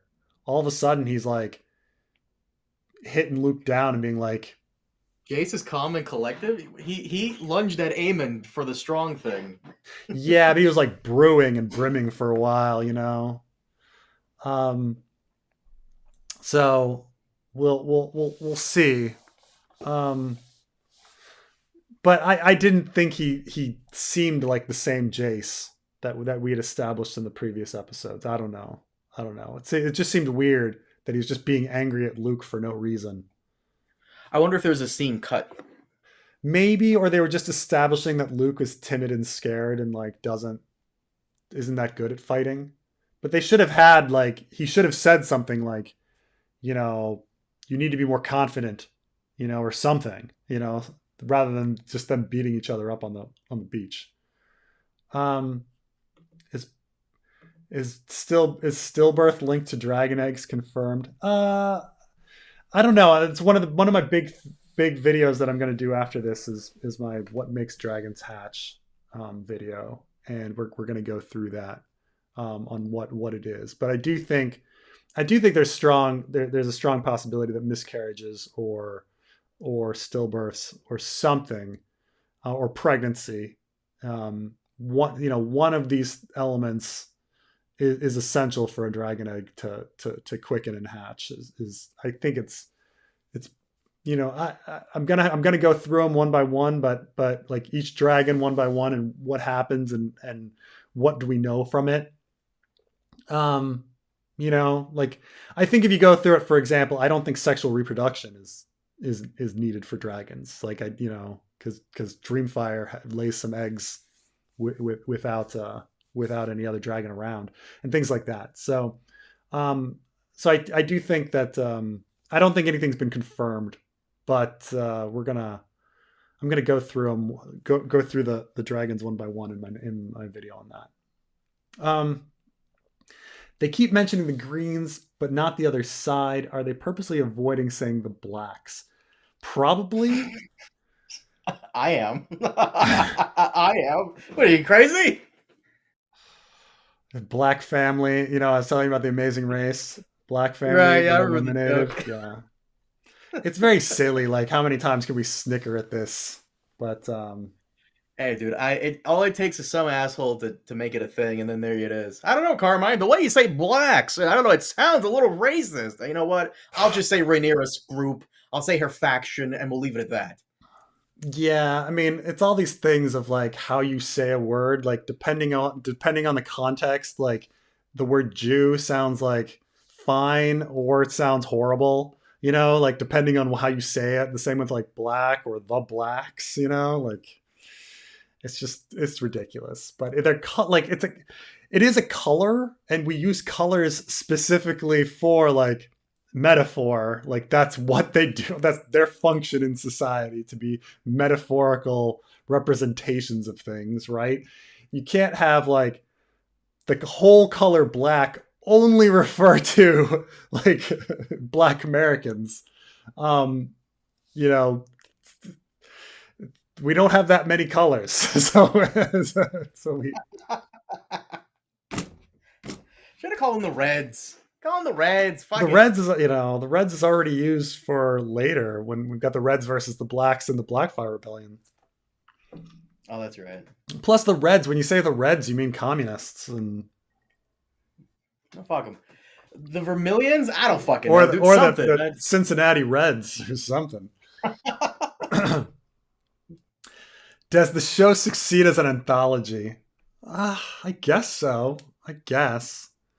Um, Even as an anthology, you'd want to set up more and stuff like that. I think I saw a tweet that I disagreed with, where someone said, the show just isn't hand holding everybody, and it'll the viewer is smart enough to figure stuff out. I'm like, no, you still have to have narrative beats. You still have to have like Kristen Cole getting away with murder, like, needed fucking something. Like, you just can't fucking have that.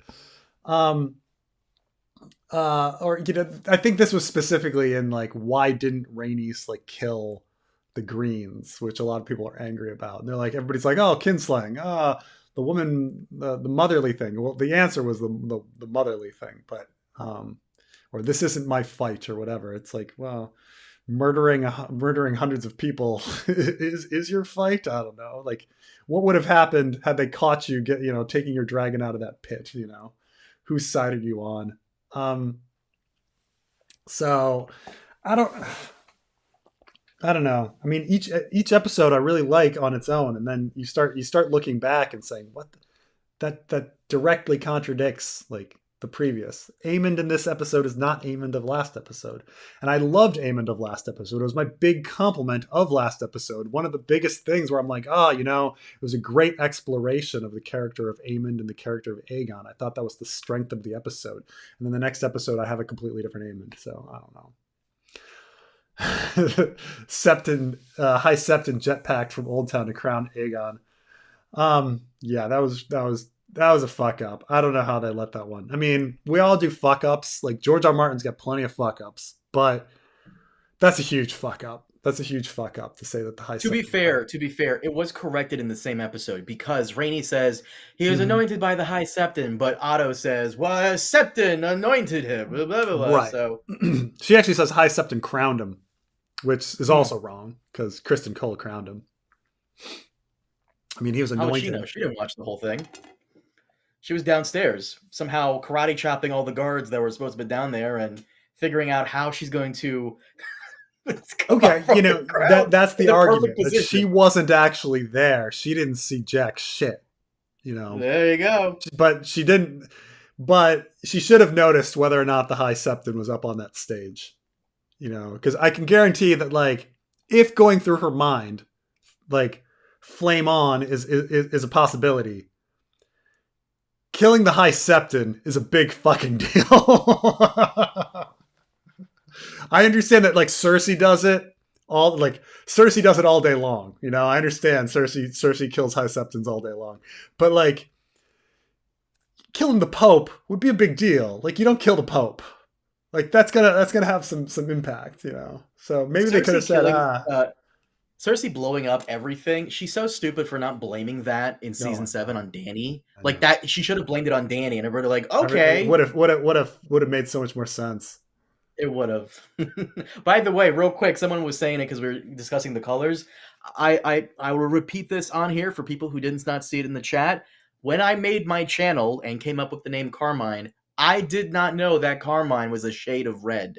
I did not know that. This is all One I giant coincidence. I didn't know that Carmine is a shade of red. I thought It's a Carmine shade of red. was like the pizza place, like or what? What?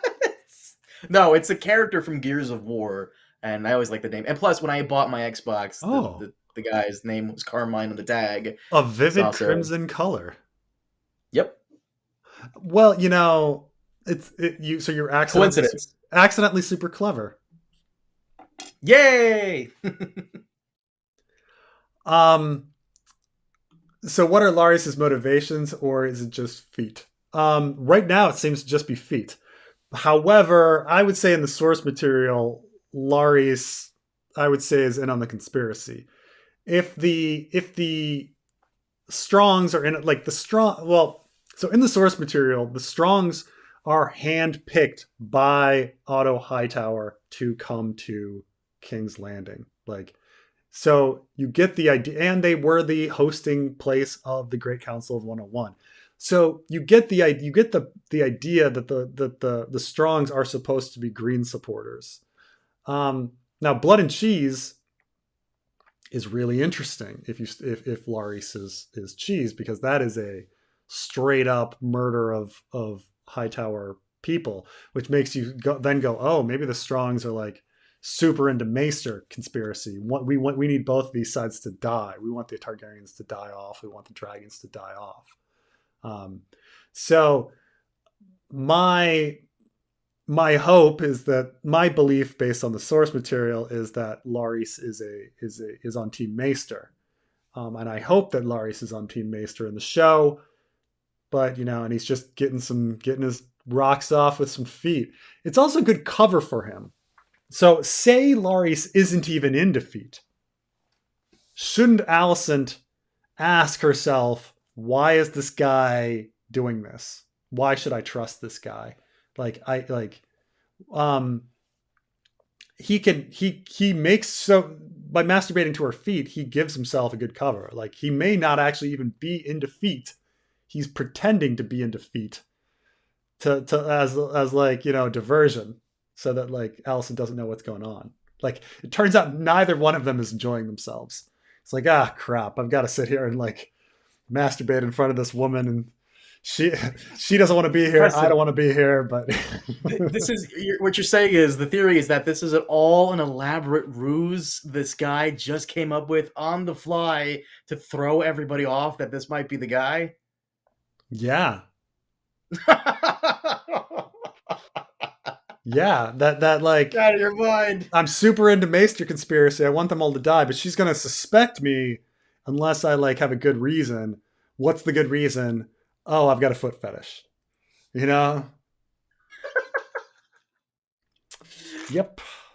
You're out of your mind. Oh, by the way, shout out to Amber, who's in the live chat. We did the podcast for her. Shout out to her. Amber, just so you know, Wheel of Time, when that comes out, I'm messaging. I'm gonna bother you with questions and stuff. So prepare for that.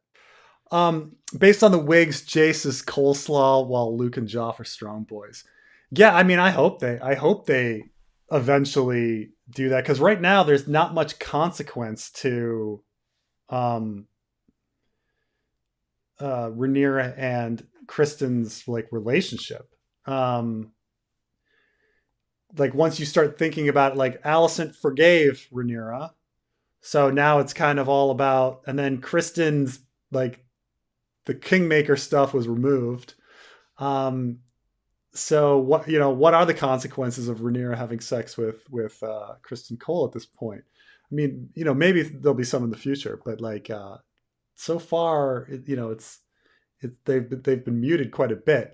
Jace being Cole's is a big consequence. Well, granted, Jace is just going to die, and maybe Kristen will never find out. But interesting stuff. But yes, hair wise, considering he has straight hair, while the others kind of had like a curly hair, wavy hair. I definitely, yeah. This is drafts aren't canon. This is a part of the George thing about the Feast for Crows drafts. Maester John activated the candles though, and would be bound to it, but then kicks the bucket. Immortality confirmed.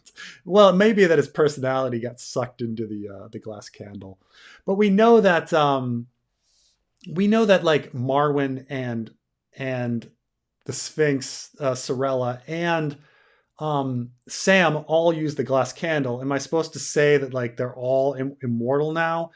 The way George described the glass candles is that they became bound to people in the same way that like dragons are bound to people or whatever. Or direwolves are bound to people, and while they're bound to them, they have eternal life. So we'll see if that it does seem to have backed off that quite a bit because Sam goes in and just uses the glass candle immediately. If it was bound to anyone, whether it be Marwyn or Sorella, like would it really just allow him to use it that easily? I don't know. You know, um, I don't know. I mean, it's when Bran gets wedded to the tree. Do other people are they all wed to the tree too? I don't know. Thoughts on the Aemond Helena affair theory? Yeah, I mentioned this before. Like, that I think it's a fun little thing to add in. But the idea is we had that line that Aegon isn't into Helena, but Aemond was like, "I'll do my duty." So Aemond is suddenly totally in. He's also around and acting with the family while Aegon is off. So in that sense, they're they have the opportunity. So we seem to have a motive. We seem to have an opportunity, and then Aegon's not doing his duty, but he knows, Aemon would be the type of person that'd be like, well, we need heirs, so that the heirs happen, and then um, for some reason, Aemon says he's next in line, which is probably a goof, but obviously, who's next in line after Aegon is his children. So Jaehaerys would be next in line. So uh, that's the the theory. So back into science class of everybody talking about heights. It should have been higher stakes. Really, it was just an election. Where's our Tarpeian Rock for those who pretend at tyranny? Um, well, let's So, the Tarpeian Rock is a steep cliff on the south side of the Capitoline Hill in ancient Rome. Murderers, traitors, perjurers, and slaves were convicted and flung from the cliff to their death. Um,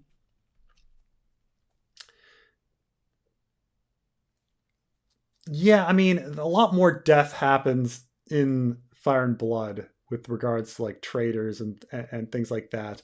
Um, we saw a little bit of it, I suppose, with just the hanging of Lord Coswell. A lot more is to come. I mean, so I think they're just saving it for season two because they're like, we don't want to have everybody hate Alicent and Rhaenyra right now. They've done so much to try to make us like Rhaenyra and Alicent when the source material makes them both seem pretty horrible.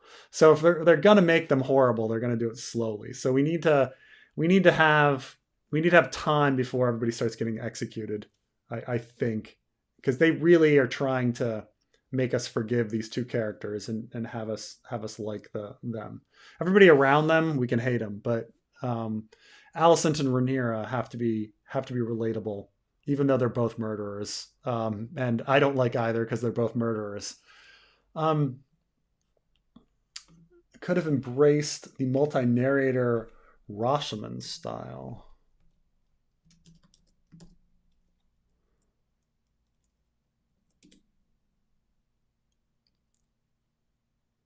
Oh, I know what he means. It's the Japanese film about Yeah, the multiple narratives. of the same events. Yeah. Hmm. Rashomon. Yeah, as a Akira Rashomon. Kurosawa movie. Um,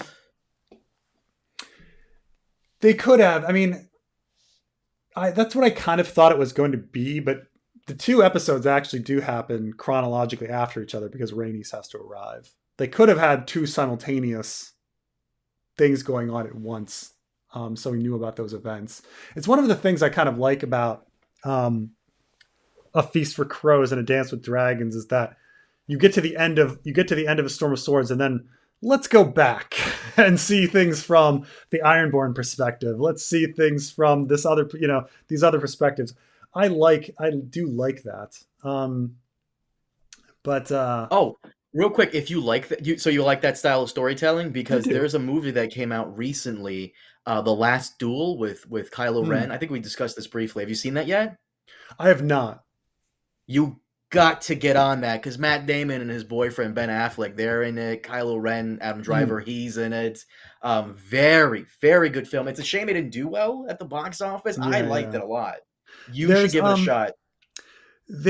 so there's a British version of there's a British knockoff of Friends called Coupling, which is quite good, years ago. And I remember one of the nice things about Coupling, because it was a funny show on itself, but they would always try something direct, like ambitious in the directing and storytelling sense that I always thought was quite funny. So, for example, they would show an entire scene from the men's perspective, and then they would replay the whole scene from the women's perspective.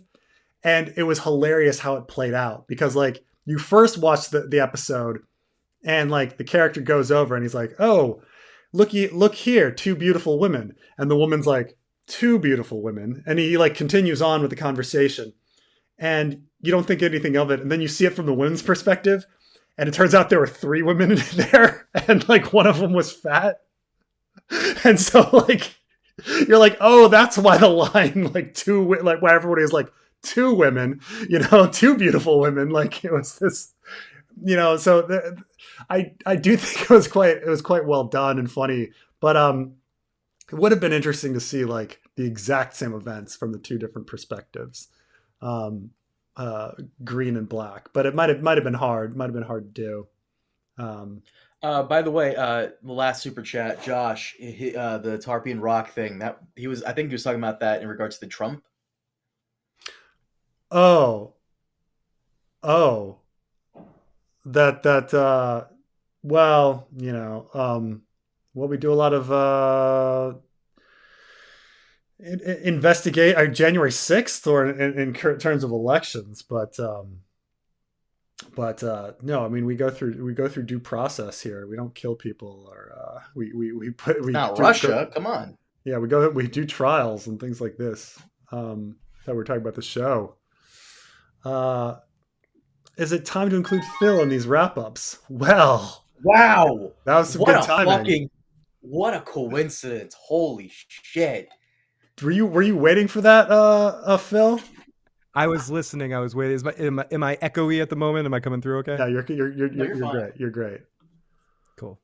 But no, yeah, I was sensing my exact right moment to come in. Nice. I was like a dragon beneath the clouds, waiting to gobble a really other stupid, smaller stupid dragon. And you're helping me out because I need to the head really quick. I'll be right back. Perfect. Wait, what do you say? Hey, Carbide, how's it going, buddy? Dude, there's still no word on season 4 of Orville. I check at least like once every 3 days. There's still no fucking word on that. It hurts me because I wonder how many people actually watched season 3. I love it. I thought it was really awesome, but I'm not sure if it necessarily got the ratings and got the response that they wanted to. But yeah, I really do hope we get a season 4 of that. I'm sure you guys have been talking this episode to death, but what did you think of tonight's episode? I thought it was fine. I thought it was good. I want to watch it again. I've only seen it 2 times. I need to see it a third time to really get into it. I gotta see it a third time. Yeah. I'm gonna have to see it like a fucking 4th time because we're gonna do like I want to go back and do like audio commentary for the episode because we did it with some of the episodes of the first season of Thrones, and yeah, so I'm gonna watch it again a 4th time eventually, but no, and probably actually a 5th time because I'm gonna start doing the Easter egg crap. So fuck. There's a lot of you can go on Watch forever this about again. Easter eggs. Yeah. 9 or 10 Easter egg crap. It's always time for Phil. I know I'm coming in at the last minute, right before they're ready to crash for like the last minute silliness. Hi, Septon Eustace. Yeah, Eustace got promoted, I guess, or something. Are the dragons fast? Eric wasn't too far behind Rainey's. Yeah, there's just some jetpacks with like the because timeline wise, Rhaenyra, Luke, and Jace should have like just gotten off their ship, you know, Mm-hmm. and it seems like they've been back for days. When they should have just gotten off the ship. You know, Luke's sitting there going, you know, the conversation should have been, I was green sick that whole trip. Like I get green sick when I travel by ship. Like you were just on a ship like 15 minutes ago. Like what are you talking about? Preston, I love your live watches, and you make a lot of great points with it and a lot of funny stuff. But the point about how why didn't they just go get them on the ship because they left the day after is like the most obvious thing. It's like, yeah, they just, if you really wanted to catch them, you don't send people to Dragonstone. They were on a slow moving ship that left less than a day ago. Like, why wouldn't they have just sent them after them? It was one of those moments. I'm like, yeah, what the fuck, you know, I know. like what? Wait, what? Let's wait for them to get back to their dragons. You know? Yeah, to their 13 dragons, to our 4 or 12 now, I guess. Or which dragon? I'm not good with the dragon names and who they were, but which dragon was Damon singing the lullaby to? Do we know which dragon that was? According to the subtitles or something, or you know how you can click on description for Yeah. people that are visually impaired or hearing Yep. impaired. It apparently was Vermithor, which is Jaehaerys's old mount. And when we see his eye do that weird turn thing, is that supposed to? Were we supposed to think that he was bonding with that dragon at that point in time? Like he connected with it? I, or maybe he's just like I mean taming it or some sort, or making it a little Yeah. more placid. Flirting with it. Flirting with it. Is I he gonna mean, touch the right? Because dragon? Damon already has a dragon. Anyway, it was too bad that they took that away from Jace. Like it's Jace's idea to you know be on the dragons, to have new dragon riders. They did say like new dragon riders, and then they did show Bela, who or not, I mean Reyna, who hasn't ridden one yet. So maybe they're just gonna, rather than having her rehatch mourning and be in a different place during the war, maybe they're gonna have her be a dragon rider. I don't know. But As someone that doesn't, well, I mean, I've started to listen to the audiobook of Fire and Blood, and I was listening to it when I was on an airplane a little bit, but I haven't got as far into it. Does Jace become more of a character? Because right now I feel like in this whole first season, in a season of well fleshed out, interesting characters, he's one of the ones I just don't really give two turds about. Like I don't really have a good feel for who he is, and is he an important character moving forward? he's well, so none of the characters are well fleshed out. None of them are. Like even Damon and Rhaenyra, like there's not much to go with in Fire and Blood, on who they are. You sometimes get what they do, you know. Jace, his main plot is what's coming up next, which is him heading north for what they call the Pact of Ice and Fire. So like, Oh, and talking to the Starks and stuff, yeah, interacting with the Starks. that's his main story, going forward in everything. So no, there's not much written about him. He's just kind of a guy. He's just a character who's there, you know. So season 2, episode 1, we're going to see Winterfell theoretically, probably with Jace showing up there. Yeah, I imagine you'd want to. Well, no, he has to go to the Vale first. Remember? Right, Oh, but they Vale could first, skip yeah. over that. You know, he could go to. No, The I Vale want to first. see the Vale. We have to have the Vale. You want to see that the uncle come back? You want to see the moon, if the moon Fuck door it, is why there not? right now? The no, I'm the Royce guy. Should the Royce guy come back? I mean, you know, he could As he like, could be as like a lieutenant in the Vale army? Sure, why the fuck not? Yeah. He has to go to the Vale, and then he goes to Winterfell. I'm thinking they're probably going to have a Rob moment with him, where while he's at Winterfell, he gets news of his brother's death, and then like he and one of the Stark girls falls in love, and they do stuff, and Cregan's like, you took her maidenhead, you better marry her. Yeah. My lord, I'm already betrothed. That fucking sucks. You better get in there. I mean, I Shotgun love your wedding. voices for the Starks. I guess Thank you. it's there's a lot of parallels to Rhaegar and Lyanna, in the situation. Um, but we'll see what they do with it. But um, I'm sure you guys already talked about this, but what are your thoughts on making Aemon's killing of Luke an accident, an oh whoopsie dragon decision, rather than Aemon just being psychotic? I did not like it. I mean, and I wouldn't have liked Aemond no matter what, because I mentioned that George R. R. Martin like screwed up in his writing of Aemond. Aemond is a very inconsistent character. He's given two major scenes thus far, and they directly contradict each other. Like Mm-hmm. one, he's cool and collected, getting his eye cut out, claiming that the exchange was fair, a eye for a dragon, and then the next exchange, he is looking for a debt to be paid to him, and is incredibly angry about losing his eye. And you're like, okay, you've written two things about the guy, and they don't go together, and that's George's fault. Um, so they really wanted in this situation. I think they should have just deviated from the source material and had him be more collected. But I don't, because then if you were more collected and he came out and then he said something like, "Let's give this kid a scare" to his dragon, Yeah. then I would have all you would have had to have is that one line, and I would have been fine with it. But they didn't do that line. Instead, he's like, "Gouge your eye out, and now I'm gonna kill you." Like, and then when he does kill him, he's like, Oh, oh he's no, like, don't do that. Don't do it. what have I done? What have I Yeah. done? Does he take ownership of it coming back in? Like, does he act like, yeah, I killed him and play it off like he did it on purpose? Or do you think he's going to be more apologetic to his family or be like, yeah, I killed him. Yep. Yep. I killed him. I meant it. Well, I know that. I don't know if they ever get into it. I'll have to reread, but I know that he does get angry when people call him Kinslayer. Um, Okay. All I remember from that moment around that time is when he gets back, Alicent is like super pissed and afraid. She's afraid of what Damon will do. That's what I remember. It's been a while since we went through it. right. Which is why I also think it's like crappy that they've never established like Damon as liking anyone, let alone liking Luke. Like No. they should have had some scenes of him being like a good father, a good stepdad to Luke, and just being like, I like If this kid.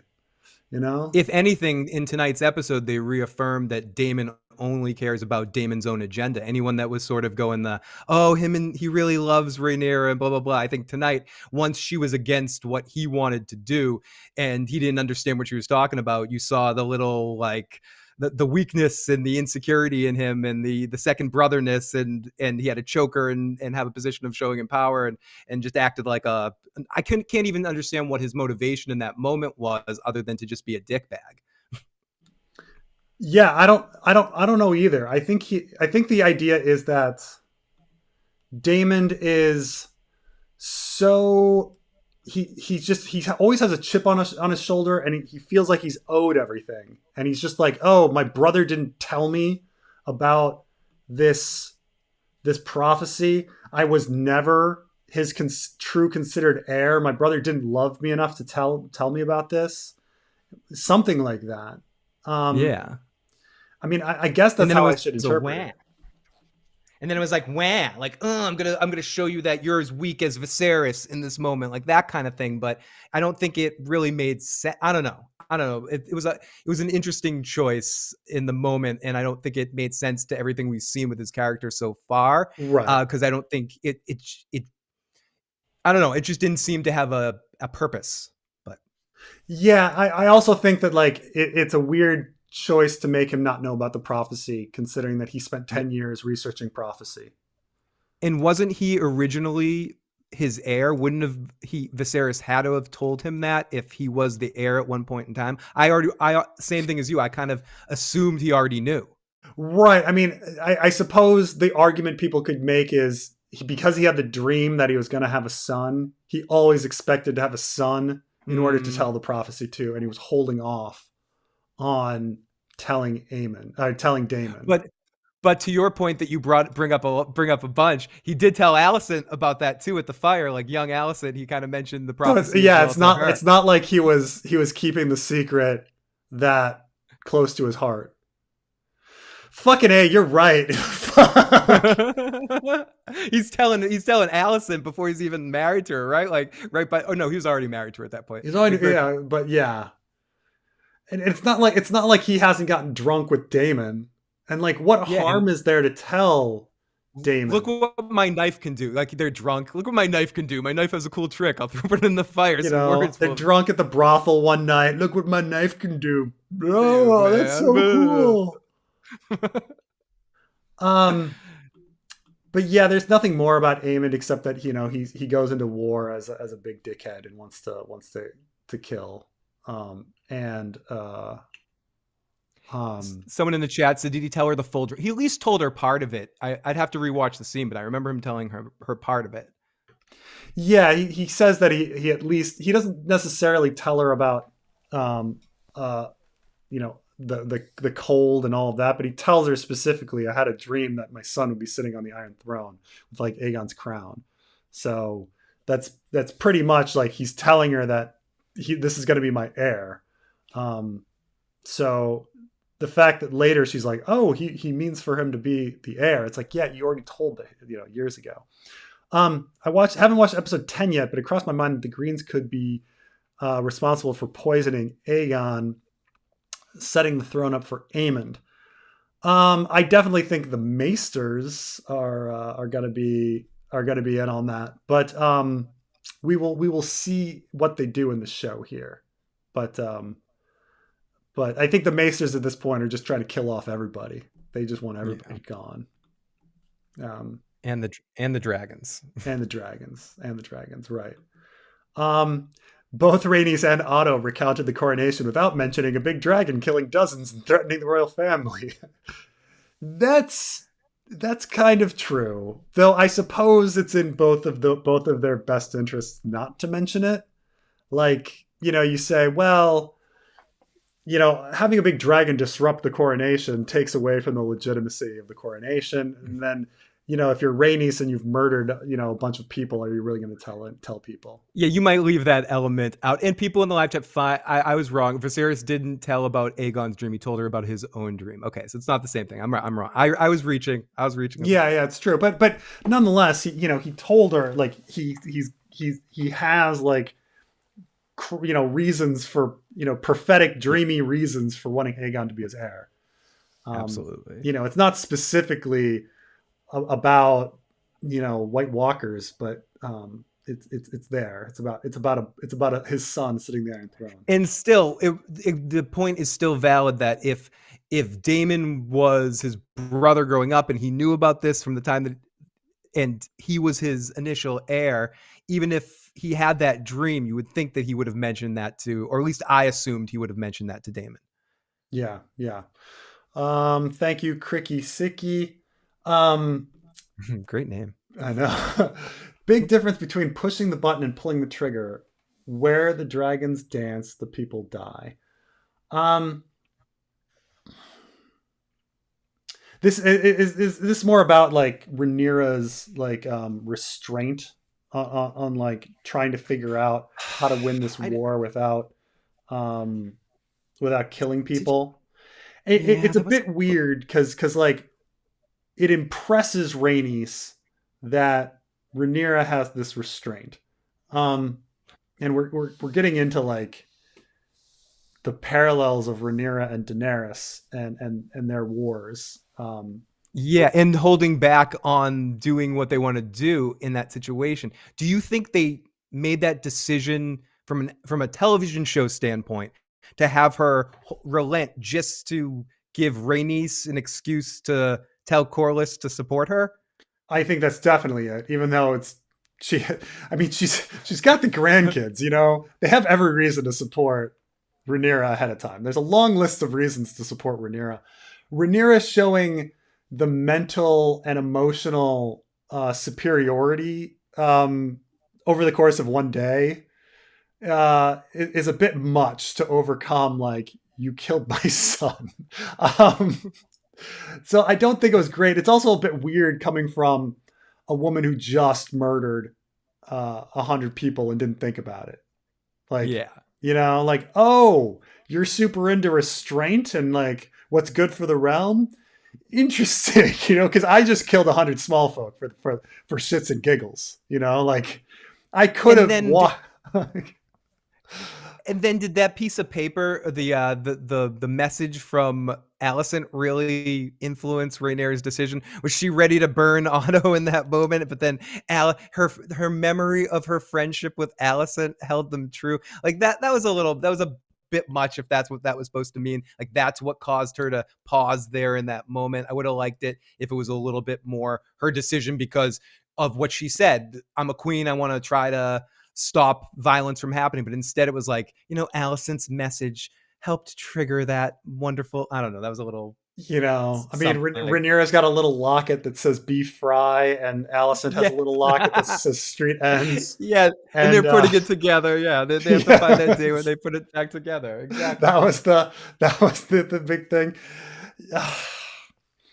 Yeah, it's just so easy to win the war when you've got these dragons, like just go in and do it quick. And in the end, that is how Rhaenyra wins the war, is she does just take King's Landing. And kind of all of the other stuff on the map is useless. It's all about just what kind of happens in King's Landing in the story. But man, oh man. Was Daemon maybe snapped because he realized Viserys never really considered him heir by not telling him? I think that was the implication of the scene. I think that's definitely the implication of the scene.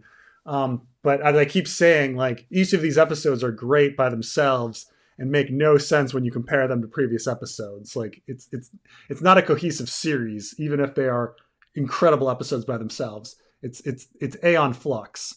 And which, man, I keep making this reference, and I don't know if anybody, like, I'm too Gen X, like no one understands my Aeon Flux reference. But the liquid television Aeon Flux reference. Yeah, I get you. How you're like I can't wait for the next episode, and it's a completely different setting where she's doing something completely different. You're like, what? Yep. Even something like back in the day, like Voltron did that too, where you'd have the one Voltron and then you'd have the next episode, it would be like a completely different universe of a different situation.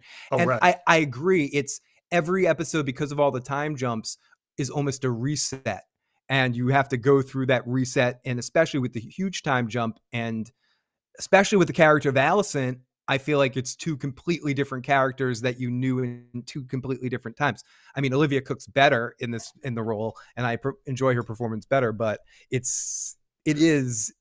hopefully that won't be as big a problem in season 2. They're doing their really best, are. and I would really say, amazing acting. Alicent and the Rhaenys actor Eve Best, like, they are working so hard to make inconsistent material consistent, and I think it's working for the most part. I think most of the casuals are fine. It's I'm a little more of a nitpicker, and an asshole, but they're but doing that's their part of the best. fun. Yeah, it's part of the that's fun. The good thing. They're satisfying both things. They're giving you plenty of material to have some fun with, and they are satisfying people and keeping people excited, because they're making every episode have that, like, chat, like, whoa, dude, this is awesome. Like, another awesome thing happens in every episode. But if I actually like went through, if I just had like Rhaenys' written lines like in a row, I'm just thinking of poor Eve Best, like opening her scripts and being like, did you want the Game of Thrones, Preston? Did you ever like think about sitting on it? Like her being like, what? She may just do it like. So I was really amazed at watching. Michael Caine is very funny because there are method actors, and then there are like delivery actors who just like, so method actors like try to think about the character, where they're coming from, their motivation, and then empathize so much that the emotions come out. And while people like Michael Caine, and keep in mind, Michael Caine had a whole set of how to act videos that are fucking hilarious. Hello, this I've seen it. Hello, this is Michael Caine. You want to act? Listen to me. This is how you do it. They're fucking hilarious. Oh yeah, but he's just like, if you want to make yourself seem very serious, like that's something try not blinking and looking at someone for an extended amount of time. It's like you don't actually do that in real life, but like, he has all of these like how to move my body in different ways. So he's not even paying attention to the text. And in fact, and the Stannis actor, Carmine's probably doing work on his own, but the Stannis, what's the Stannis actor, Carmine? Fuck, he's gone. He's gone. Oh, sorry. No, I'm here. Stephen Delaney. He's like, Stephen Delaney. Talking. I can Yeah, I'm resting my vocal cords. Stephen Delaney, also incredible actor, but he also was like, yeah, I didn't read the scripts or like care about what was going on. He's like, I just said my lines, and you're like, wow, you're so good at just saying your fucking lines that they like. Marlon Brando, who did do method sometimes, but by his best roles in The Godfather, he didn't even learn his lines. He had people write it on cue cards and put it in front of him and then like Superman when he played Kal-El and stuff. He never learned any of those lines. He'd have people just write it and he'd just read it off. But he had so much personality and gravitas. He just pulled it off. Vito Corleone's one of, again, I brought up The Godfather, but that's him like taking a shit half the time with that part and just having reading cue cards essentially. So I'm hoping that Eve Best was doing that. She's just like, I do not care. I do not care what's going on in her mind. Give me my paycheck and I'm going to go to conventions for the rest of my life. You got to think, like, when you get on a show like this, you're not just thinking of the financial implications of being on the show for multiple seasons and the big HBO, whatever, like ongoing contract. You're also thinking of a whole after career, even when your career is over with, being able to tour the circuits of the conventions and make money with autographs and appearance fees. Like that's just a whole, like you're on one of these shows now. You can immediately go to the convention stuff. It's a whole thing. He accepts defeat. I think this is about Laurie Strong. Like what? Oh, he accepts defeat. He accepts defeat. Yeah, quid pro quo. That's what we've been saying over on my show. Quid pro quo. It is interesting to think that like maybe Lauri's motivation the entire time is feet, but if his motivation is not feet, that means he's faking his love of feet. Or maybe he has this motivation. He's just like also has the thing of feet, and he's like, well, I might as well enjoy myself. Like I was going to do this anyway. I might as well enjoy myself. Did he try for more and all she would give is the feet? Like I want to know how this is why we need more episodes. We don't need to see Lena bonding with Vhagar. We don't need to see any of that. I want to see how the feet conversation first start. Like, how did he introduce this into the mix? Exactly, that first time. Yeah, it's true. I don't really. It's like you don't just do that. It's not like Carmine will get. It's not like The Naked Man where you can just like you walk into the room and someone's like, oh, 2 out of 3 that times, actually right? that works sometimes. Not for me, but I've heard stories. One out of 3. 1 out of 3 times, right, Carmine? I had a very crude friend in college who insisted that the whip it out method was fairly effective because he's like, if a girl likes you and wants to do that, the whip it out, she's gonna respond. If she didn't like you and she wasn't gonna do it, she's gonna head for the door. So you're just racing to the end of the novel. Like that's all you're doing. That was the theory, which is the. Do you think that's what he did? You think that's his strategy with the foot jerk? I think he probably was staring at her feet for a while, and then she eventually understood. And then, he gave her, I don't know what specific piece of information over the course of 10 years, led to it. But yeah, what was the first piece of it? No, it's right. Cause he'd already done the big thing, right? He'd already killed his family. Like if you think if one thing is going to get you some feet, it's killing your family, but he did that one for free. So I don't know what he was doing. Yeah, that one was on spec. Did he go? I need payment for. I killed my family. At least you could do is, just change your suit, change your footwear for a second. Yeah. I don't know. I'm just always wondering how people introduce those conversations. What do you think of the nettles equals leaf theory?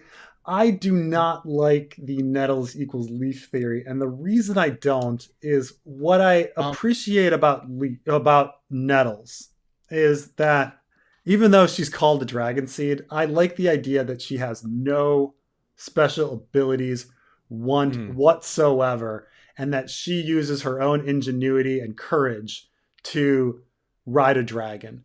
That's what I like about her is that all these other people and what she represents. So like George R. Martin obviously is is thinking about race, is thinking about like sex and thinking about opportunity and things like this. And he even when he writes the Dornish chapters talks about like Doran Martell being at the water gardens and watching a small brown haired like dark girl knocking a a big tall blonde boy to the ground in the water gardens, while doing their fights, their chicken fights or whatever they do in the water gardens.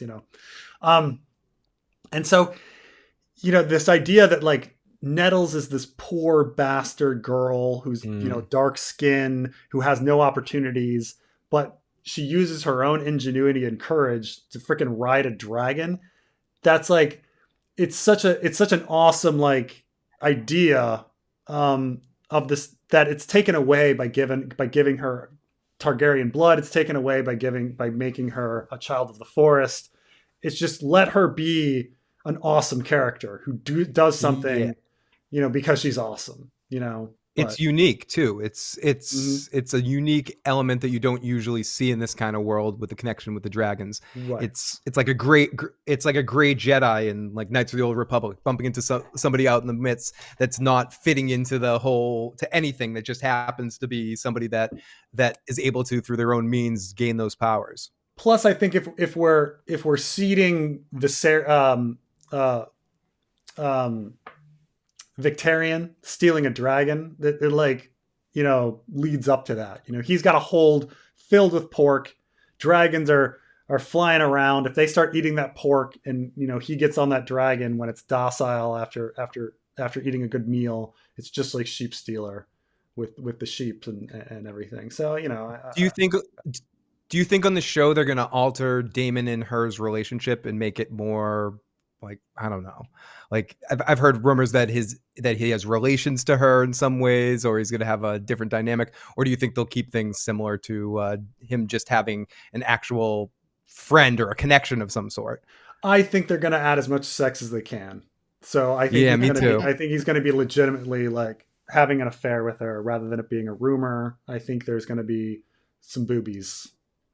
Because what someone other was opportunities saying are? how someone was saying how there's more birth scenes in this fucking season than there are sex scenes. I don't know. Well, we've Jen. had Damon Massaria, we've had Rhaenyra Kristen, we had that incredible sex scene between Alicent and Viserys. Yeah. Um, Oh, that was beautiful. That was that was some hot. beautiful sweet loving right That there. was Yeah. hot. I want to play like the Nightmare on Elm Street music during that scene Yeah. and re-edit that with the Nightmare on Elm Street music. And then we had the orgy scene. Um, That Yep. doesn't count. That's in the background while they're just discussing stuff. And then you have Rainier and Damon, so that's four. And then it's yeah, Emma you're right. Aaron, and then No, it's Hero Gasm and King's Landing counts. So, I mean, if we just at least count, if we at least count it for one, we gotta count Mm, that for one, right? yeah, I guess so. And then, but that's about it, right? Like, so they need more boobs going forward. This is one of the last opportunities to have some boobs. Yeah. So they're by the way, real quick, someone said, doesn't Nettles disprove your genetics theory because anyone can just ride a dragon with some strategy? Then getting rid of those genes doesn't really do much. um, I don't know if it ruins it. It actually like you could just say that you could assume that like Alicent didn't have any special genes and that Aegon, Aemond, and Daron all um all just like nettled their dragons. Like that would be something, Mm. you know, that they each nettled their dragons, and that the reason the dragons hatched was because Rhaenyra was around or something, or you know, and the eggs hatched then or something. Um, you could argue that. Getting these messages from my sister at the same time. Okay. So I think it's uh because none of them. Well, no, because I'm trying to think about like their bonds to their dragons, like why Aegon would choose to. Oh, but wait, I think no, Aegon and Helena's children also hatch, but I suppose Helena could get the dragon X from Viserys, so she could pass it on to her kids. Anyway, there's a lot of that's right. Helena could be special and hatch all of the eggs. So she doesn't even need to have. Helena could get the X from Viserys, who then and she could pass it on to her kids, and they're the ones all hatching the eggs. And that Aegon and Aemond and Daeron just nettle their dragons, and they didn't actually like have any bonds to them. Possible. Um, they should have had Luke be overconfident once close to Dragonstone, sniping at Vagar, thinking he'd get away, starting a new war and doing so. Yeah, I think that would have worked a little better because we did have one moment where Luke forgot himself and laughed at Aemond at the Mhm. table with the pig, and so I don't think there was much motivation for Luke or Arax to attack um, Vagar. Like you can make No, a and yeah. no, and honestly, I don't want to get into silliness, but if I'm Luke and I know that Aemon has a hair across his ass for me, the minute I land and I see Vagar over there, I go, I'm out of here. They're already here. I'm not capable. This kid's gonna start a fight with me. He knows this kid. It's not like he hasn't already had an interaction with him. And then after it all, through their whole back and forth, and they're playing cat and mouse game through the clouds and the wind, when he finally gets up to the sky, he pauses. Why didn't he just keep flying? Yeah. Why'd he stop? He literally just stopped, like, oh, I finally got away from the gigantic dinosaur, gigantic, huge, Right. megazoid thing. it, Like, it, just it were keep one thing flying if you're forward. if you're running yourself and you're tired and you're catching your wind and looking. That's one thing, but you're on a dragon. No, he was just yeah, he's just like, everything's okay. No, keep going, dude. You're at least faster than the old girl. Don't Yeah. give her a chance to catch up to There's you. there's a few things I do wonder as well about dragon sizes. The dragon sizes have been shifting a little bit, but for the most part, they did make Vagar freaking huge and Especially in this episode. Arax really small. Um, I don't know if Arax is actually that small or Vagar actually that huge, but especially Arax being that small. I mean, Arax is a fairly old dragon at this point. Like when you think of like Danny's dragons, um, it's weird because when Luke landed, his dragon looked huge, and then at other times his dragon looked super small. But I don't know. Someone in the live chat said Luke said, I can totally outrun Godzilla. Yeah, exactly. And he just pauses up there, and it was like a Rickon zigzag sort of thing. He just, instead of like, if you get a giant dragon chasing you like that can eat you in one gulp, you keep flying until Keep you're flying. home, and you just Right. don't stop for a Right. second. You shit your pants and you keep going. You do not Ex- stop.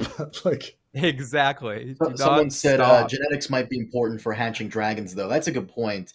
And do you still think Storm's End looks like a nuclear silo? Yeah, it looks like a giant, giant penis to me. At yeah, least I when I mean first saw it. there's definitely something weird with Storm's End. Like my original thing is like maybe it's like a hydroelectric plant or something, but I'm only here for Phil. Thank you, Lord Crow. Um Oh, thank you. Thank you. I missed this TY so much. But yeah, I mean when you read the description of Storm's End in uh A Clash of Kings, like it's just so obviously something weird.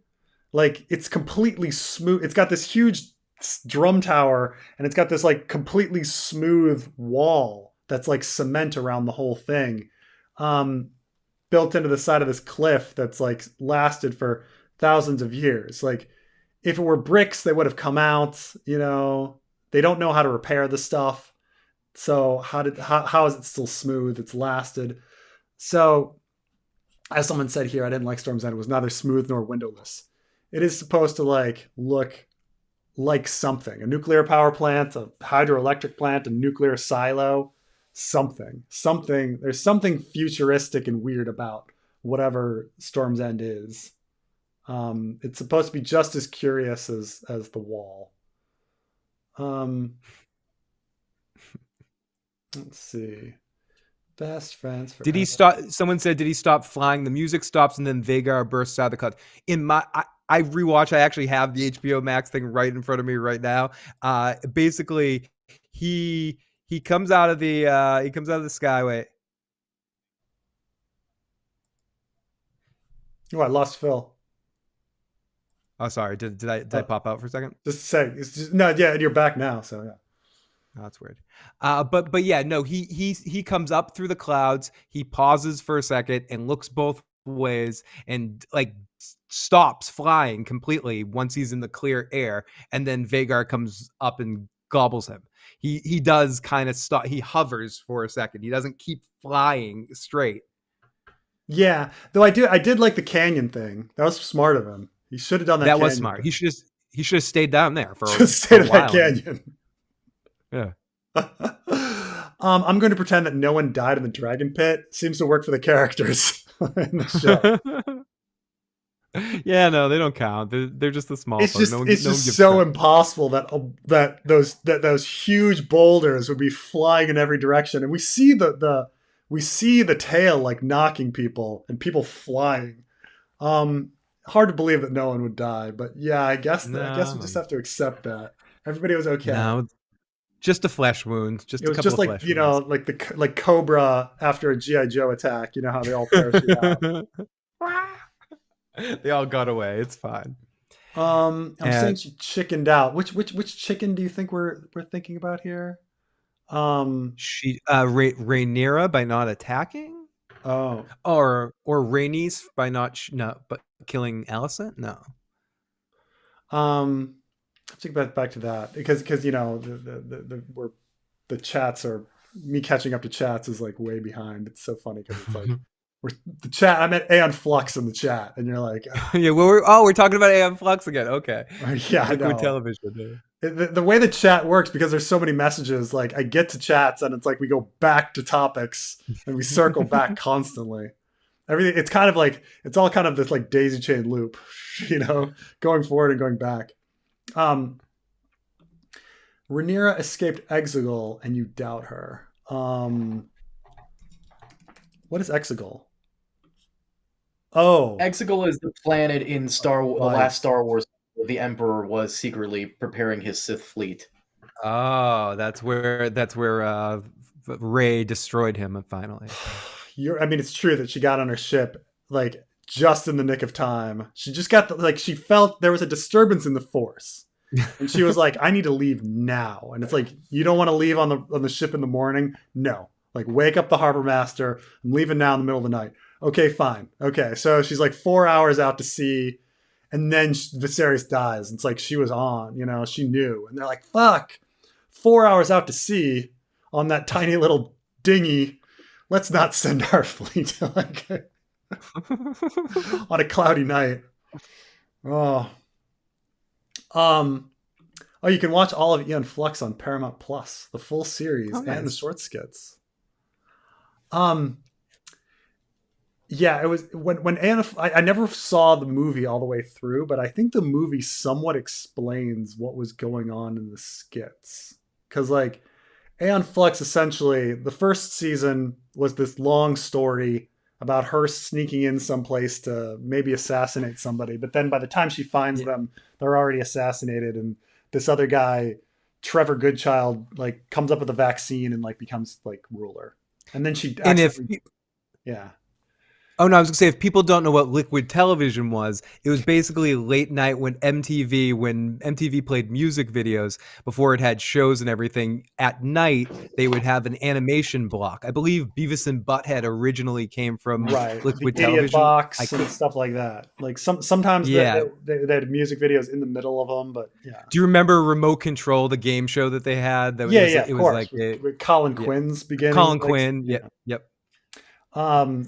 Remote Control was a pretty good show, actually. No, But I enjoyed it. I enjoyed it a lot, and had all those random skits mixed with the questions, and the chairs would fall, like you'd fall out of the chair at the end, and it had a whole theme. So Kenny wasn't like the other kids, and that was Remote Control. yeah. And now he's Yeah, got his own game show, and then there was in a that sense, Joe's MTV was the apartment show. victim. They were the victim of their own success, like coming up with like these shows that other people that became more successful than music videos. But yeah, liquid Exactly. television was pretty revolutionary because they got all these like independent new like animators, and Anne Flux was just like this, like people were watching liquid television just for the Anne Flux. Yeah, it was the best of them. Yeah, it was the one that people, when you got an Eon Flux episode, you were excited. But everybody was really puzzled because it's like this crazy world where there's no Sci-fi weird dialogue. world. That was cool. There was no dialogue in the story, so it was all visual, and it was hyper sexualized, hyper violent, and you could kind of get that in the first season. Like this guy becomes ruler from doing the vaccination thing, and then she just steps on a thumbtack and dies, like falls to her death and dies, Yep. and that's the end. And then you're like, how are you going to do Anne Flux 2? And they bring her back, and then every episode she dies, like Kenny Yep. style. Every episode becomes an individual episode. Yeah. Someone said liquid television was Adult Swim of its time. Yeah, Oh, essentially, yeah. it was all we could get at that point in time when it came to adult style cartoons, other than The Simpsons. I mean, The Simpsons were what The Simpsons were, but for kids growing up in that time, like for more darker, more as Preston was saying, was all sort of independent artists. It was a unique dynamic. That's how, again, Mike Judge got his start by doing the Beavis and Butthead sketch, which eventually got to their show as well. And It just occurred to me that everybody in Anne Flux had a foot fetish. Maybe that's what this is. Remember Anne dies and she gets reborn with the guy licking her feet and like Licking her toe, licking her feet. Yes. Yeah, and everybody I in the do show remember. is like super into feet and like sticking their tongues in each other's ears. Sorry, Carmine better take over. Someone's like boomer talk snore. Boomer Sorry, talk. guys. This is X talk, Gen X talk. We're Gen X, not boomers. Stop it. Um, Give us a few years. Come on. We're not talking about the Singles movie and talking about Soundgarden and Alice in Chains. Give us a break. what the fuck? You so scared of casuals' opinions? Fuck them. I want hardcore George going off the wall. I'd rather watch dragons attached to sticks. I mean, I when CGI is good and everything, and when acting is good, I like it. So it's like I keep having to say like there's so many things wrong with the Luke scene, but I think fundamentally the Luke scene is great. Like I feel scared with Luke. Like I'm intimidated by Vagar with Luke. Like I feel the nervousness. He does a really great job. It's just that I think I didn't like the dialing back the death, and it was pretty stupid of Luke to attack or Arax to attack Vagar. But What was Eric's dumb move? And again, regardless of what you think of the storylines or what you think of anything, I think unarguably the acting has been really, really good this season. And just from that standpoint, there's something entertaining to watch in every episode. And the costumes work, the styling and the cinematography, that kind of stuff. CG, is 90% there. There's a few moments here and there that are hit or miss, but for the most part, the scenes that matter. This episode, yeah. And like in the last episode with when the dragon was exiting the door, there was a little like it was almost like the film sped up for a second. It was almost stop motion, like it was animated a little too quick as the dragon was exiting, or maybe it was my TV. There was something weird there, but for the most part, that's good enough. It's not taking me away from it. Somebody's like, too many birth scenes, not enough titties. There's all Pete, it's whatever. It's whatever. Whatever excites people and gives people emotion. I'll take more miscarriage scenes over fucking Masara scenes of her in that bullshit accent any day. Fuck it. Fuck Oh, I that. thought you What? were about to be like the Massaria sex scene. I was like, you because I was like, Oh no, she's hot, Will but I don't want to. Massaria I is don't want to beautiful. hear her talk with that Will fucking accent. someone Holy talk to shit. her in the off season and stop that? Will we like? Will she dial it back? Will someone please tell her? I blame I the have an directors. I idea. don't blame the actress. I have an Yeah. idea. My idea would be like for season 2, like she comes on screen and she has a totally different voice, and Damon's like, "Whoa, you sound different." She's like, "Yeah, I was bullshitting the entire time, for secrecy and shit." like Yeah, like you believe Laurie, that voice?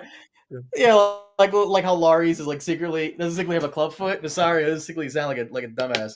Did I'll take it. this You is a thought that was real? Gen X question for Phil. Have you seen Gotcha? Oh 80s yeah, movie. with the gotcha movie guns with the Yeah, paintball gun, and it turns into a whole spy movie yeah. where this kid has all these kids on a college campus have a paintball battle where they shoot each other with paintballs, but the kid gets caught up in the spot. It's in the same vein as like that movie Cloak and Dagger with the Hmm. video game, Oh yeah. and normal person gets caught up in an espionage sort of. Yeah, dude, I wanted those gotcha guns so much when I was a kid. Oh, I'm It's sure they were bad. taking out people's eyes. But I later on, I think when I was in university, like the people played. There was a version of it, but it was like it didn't involve actually like shooting Oh, people was with it like guns. Mafia or so? It was The like one Mafia, I but I forgot what they called it. Um, Assassins. Assassin. It was Assassin. Yeah, I played that where you shot with a like you use a like a elastic. You could shoot someone with elastic or stab them with your Yeah. hand or something like So that. there You were could kill special different rules like people. you couldn't attack somebody in class, but I like played it in college too. Yep. yeah, there were kids that like the minute they got out of class it was like boom, assassin.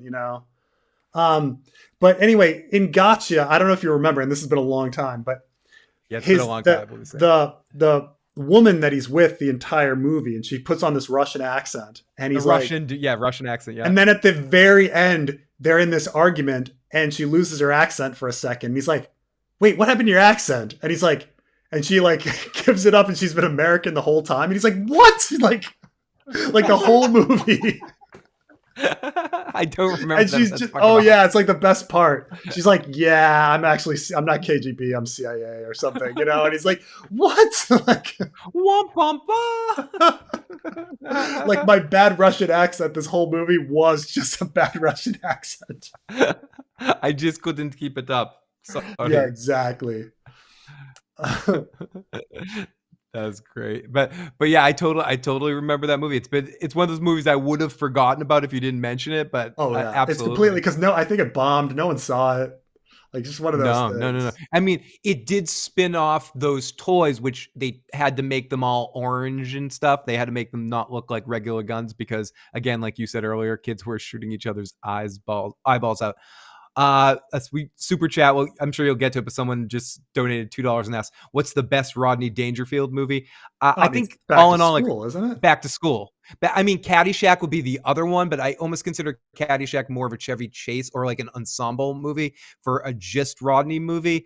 It's hard to argue with Back to School. It's the perfect Yeah, I one. also think Caddyshack has not aged as well as people remember it. Like if you Yeah. rewatch it, it's not as funny as you think it was. It's one of those movies that's like of a time, of a joke, where the jokes are funny at that moment, but you go a few years later, and it's just not the same humor. It's like watching old episodes of MASH, and you're like, this was the number one show on TV that everybody had to Yeah. watch. Like this isn't funny at all. Like But Back to School holds up because Rodney Dangerfield's humor pretty much holds up. oh yeah. He's hilarious, and you I got mean, Sam Kinison you in that can't movie. have like hiring Kurt Vonnegut to write you a paper and then have the prof say this person knows nothing about Kurt Vonnegut. Like you can't, like that's never not funny, right? Like That's one of the funniest jokes, that cut where the professor goes, you don't know, and you know nothing about Kurt Vonnegut, and they cut it to, and he's on the phone with him. And another thing, Vonnegut, yeah, I'm cutting off payment on that check, and you stink too. It's such a great cut because you're right. He had the guy write the paper about it, and he failed himself, it. right? He failed himself. um, so in the book, Arax is five times smaller than Vagar. Here he looked even smaller than 5 times, don't you think? He did. He looked like a 10 times. And a couple people in the live chat said Natural Born Killers is his best. I think that's what you guys were talking about. That he's amazing in that movie, playing the creepy weird dad. But that's not a Rodney Dangerfield. But that's a movie. horrible movie, and it's a horrible movie besides. It's a Woody Harrelson movie. But if it's an anybody movie, it's a Woody Harrelson movie. Yeah. Or what's his name? The guy who did it, Oliver Stone. It's an Oliver Stone. Yeah, it's an Oliver Stone movie. Yeah. Only way up Exegol was the Dragon Pit. Wait, only way was up Exegol and Dragon Pit. You know, like wouldn't there? So Rhaenys didn't need to go through the floor, right? Like if the dragon is established as being able to break through rock and stone, he could have broken through any gate. So you just you could have the dragon walk up and come out and not have everything. I don't want to be this guy, but we're just accepting that the dragon can bust through the rock and the stone really, really easily. Right, and that it wouldn't crush Rhaenys, who's on his back. Yeah. So he's got to do it whiplash his head and then somehow angle the head back to protect Rhaenys as the blocks fall to rise up.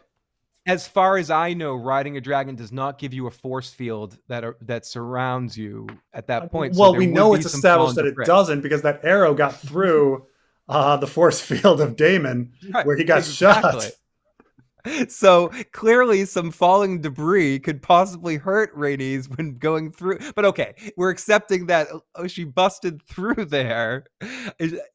There was probably other places she could have come through. So you're to imagine that her intention initially when she busted through was to actually burn everybody. So she chose not to at the last minute because of seeing Alicent protect her child, and they're both mothers. Was that it? I think that's the implication. Yeah, that she was angry, and then she was like, "No, we're moms." And then later, she tells Rhaenyra just because she wants to cover and say, "This isn't my war. It wasn't my fight." Yeah. Because I mean, we did have some lampshading where Daemon's like, "Dude, you had a chance to kill them all and you didn't." It's like, well, not my fight. Versus like, well, she was. We're both moms. Daemon's like, I'm a dad and I don't give a fuck about anybody.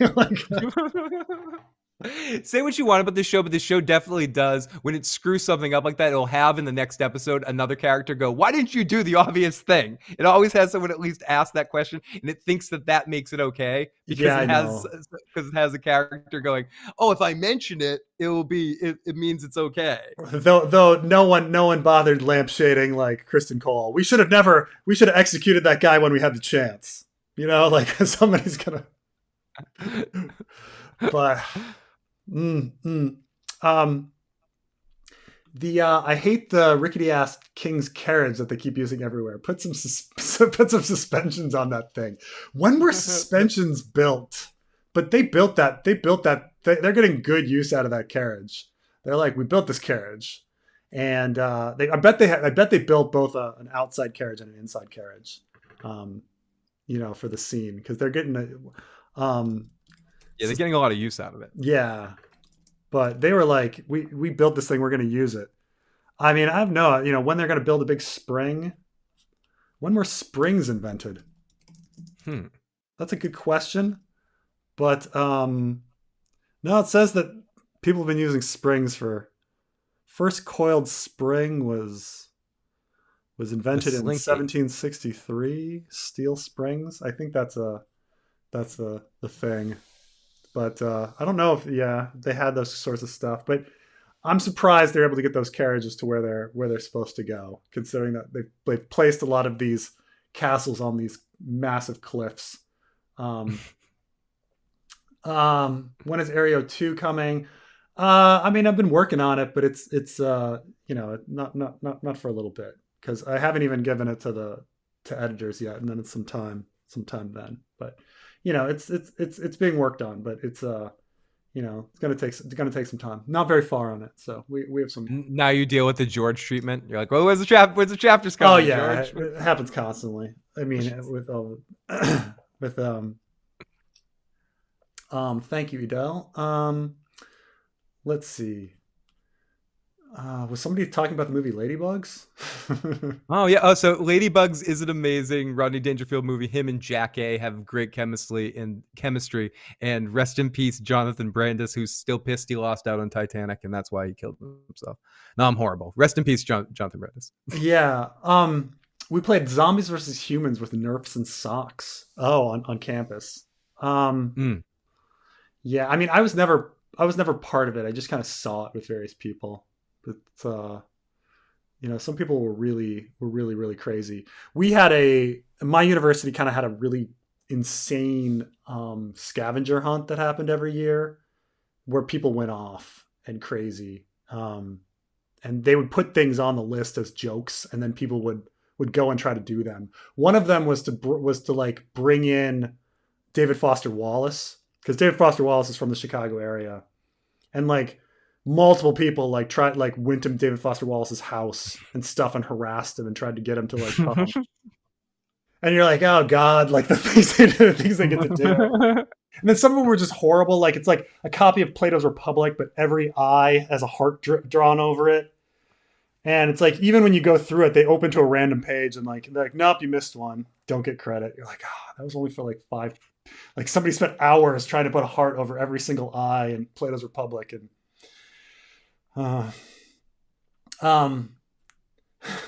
best Brad Pitt movie.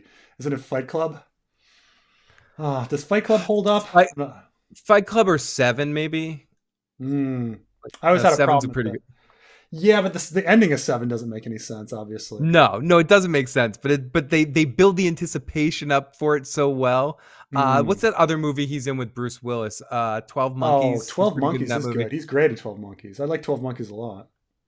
12 Monkeys is a good film. I even watched the first season of the series, and it wasn't bad. But I never watched. I didn't know there was a series. Yeah, there was. But yeah, that movie's sort of. It's kind of an underrated movie of that. That was in the era of when Hollywood movies were constantly trying to do new, interesting things, and they'd try different weird movies. Sometimes they'd work, sometimes they wouldn't work. But you get a lot of.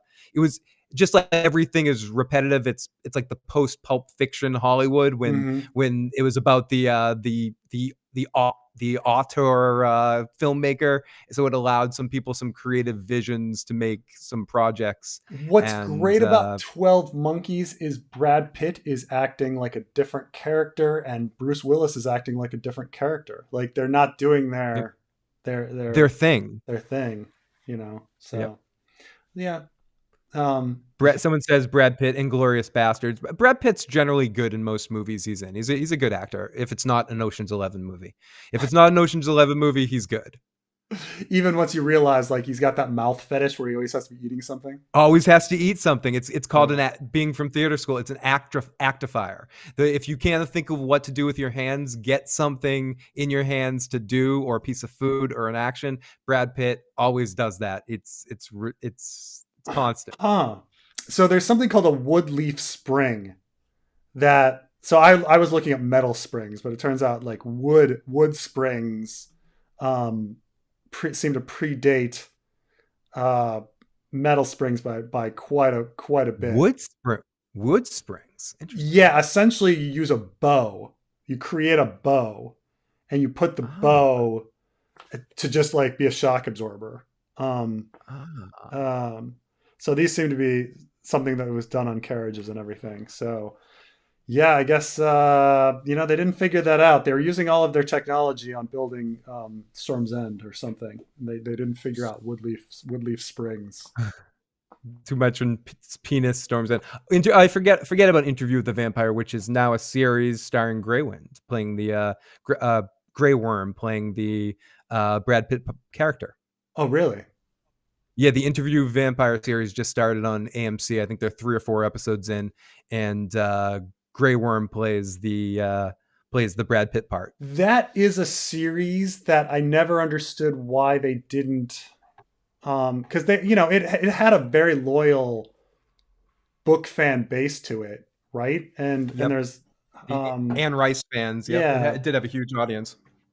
like, and I'm trying to remember. It kind of got usurped by Harry Potter and Twilight. Kind of buried it. I mean, it was in my memory, anyways. My timelines might be off. It kind of predated both of those and the top of the heap kind of popularity. And then when those two became popular, you never really heard about the Interview Right. and So the they Vampire series adapted anymore. Interview with a Vampire and Queen of the Damned, right? But I don't think they did any of the others. And there's a lot of them. In fact, she's still writing them. Yeah. Man. First one in 1976, Wait, last one in. she's still writing them. Like there's Yeah, she wrote they're still one coming out. called The Blood Communion, A Tale of Prince Lestat in 2018. So she's still going. I mean, she's 80 I years only old. really saw the original movie, and I thought it was all right. I wasn't a huge fan. I remember it being interesting for Tom Cruise at the time, playing a villain when he was playing different than the cocky young guy he played in every Yeah, movie yeah. at the time. I just remember the ending, you know. Um, Yeah. the I saw the first episode of the television series. It's all right. It's good. It's interesting seeing Grey Worm play a different talk, Yeah, play a yeah. different kind of character. Oh, you know who I saw in two things simultaneously? Pretty close. So in Andor, the kid that plays Blackwood is in that. And I was like, man, that kid's getting all the work right at once. Do you know what I'm talking about? I, You haven't seen Andor yet, have you, Phil? I haven't seen Andor yet. Carmine? Uh, Carmine's off somewhere. No, Andor's good. No, I'm Carmine. here. I'm resting my vocal cords. I'm getting hoarse. Which kid, Preston? The Zimic, Klimic, whatever his fucking name is. The What do he play? So the Blackwood kid that fights the duel for Rhaenyra in episode during her tour. The kid, yeah. He plays the commandant's Fuck. son in Andor. Yes. Mm-hmm. Oh, the Um, kid that kills mhm. the Yeah. Bracken or What's the. funny is these two episodes like air like pretty close to each other. Like he's in these two huge. Well, I guess Andor doesn't have very good ratings, but Is it a good series? Is Andor worth checking out? Andor is excellent. Andor Oh, It's the is cool. best Star is the Wars best. show. Andor is the best, certainly the best Star Wars show. I would go on to say that it is the best piece of Star Wars media since Empire Strikes Back. Wow, Yeah, that's okay. you know what? I'm I'm starting trying tomorrow. very hard to, you know, I liked season 2 of Mando, but like I find it so fucking because when they announced Andor, me and Preston did a whole podcast on it. They announced Andor and a slew of other shows, and I remember me saying like Andor, who the fuck cares about that? Because I was most excited for Boba Yeah, Fett and Kenobi. Kenobi we, and Boba Fett kind of sucked in hindsight. Andor, I was completely wrong. I expected nothing from the show. I was like, uh, Ooh, um, now I can't wait to watch. the movie. I can't wait. Yeah, Rogue One was kind of a mid movie. Who cares Yeah, it about was this all right. character? He's gonna die. And then I watched the show, and it's just excellent. It's just King so Galing in the live fucking chat says Andor is the best thing Disney has produced so far. Clone Wars final season doesn't count. yeah, Wow, I'm very excited to yeah. watch it then. It's so Definitely. good. The waif is in it.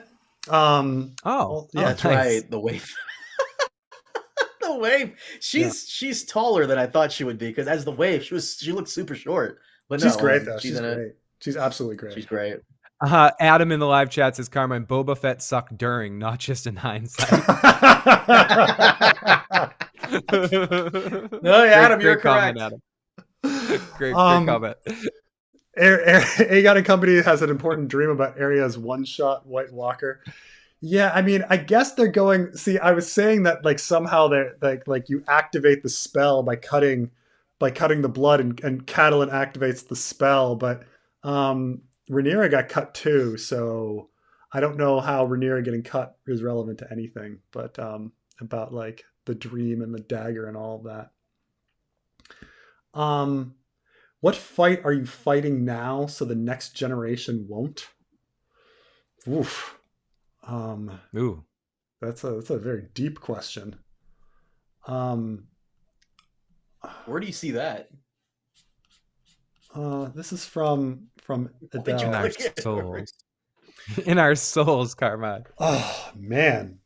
I mean, I suppose I have some things in my personal life that I think about where like and that the way I'm living my life and how I'm going to raise my children that I'm hoping they're not going to have some of the same like hangups and problems I did, and I hope that like I can do that now No, their like problems will be even more dumb because what's my yeah. generation's big fight? The right to have 56 genders on Facebook? It's fucking stupid. Well, We should now be they have to focused. fight. Now they My have to fight gener. for abortion. So they have to fight for wars that were won 2 generations ago. So Yeah. they'll have to fight for democracy, which is a generation something that was fought 230 years ago. So what's sad is that they have to not only do they have to deal with climate change and us destroying the earth, they have to deal with like all of the fights that we won before. Like Yeah, re-battling the same things that we thought were already won yeah. or already done, like obvious things like people's right to choose what they do with their body, like not that. I'm sorry, I'm going to alienate, but the things that You idiots don't don't put I fucking don't think. I like I'm not one to like to shy away from like important political things. Like Uh, these things are yeah, important, there's just certain things that are just obvious, that aren't even political. They're health issues and personal issues that shouldn't have anything to do with political situations, like people's right to do the fuck they want to do with their bodies. But that's beside the fucking point. We don't have to go to that because it's too obvious to even bitch about. Sorry. Yeah, yeah, yeah.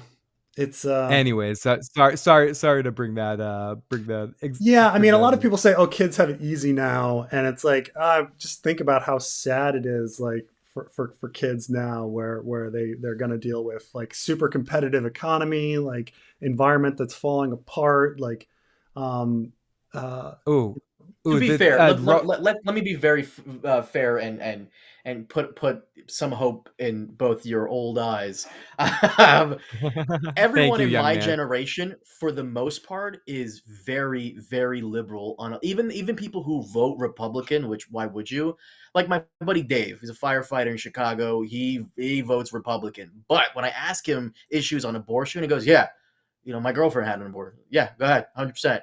Gay marriage, I don't care. Doesn't bother me. He's very liberal on it, but his voting record doesn't really show it. That's the mhm. problem. But for the most part, my generation is very, very accepting. The millennials, very accepting. Honestly, it's the tyranny of the old. Really, it's the older people who really have the lion's share of the say in what really happens in this country.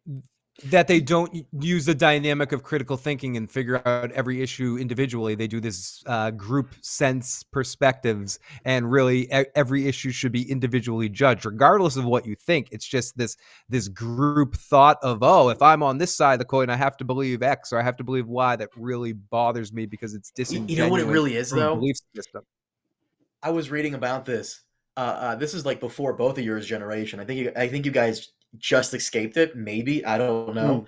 Mm. Um, about how much lead was in like paint and how that affected people's like cognitive ability to think and reason and do all this shit. Um, that's a part of it too. That's why so many of these older people are fucking just frothing at the mouth and they're crazy and they're kind of retarded. They are.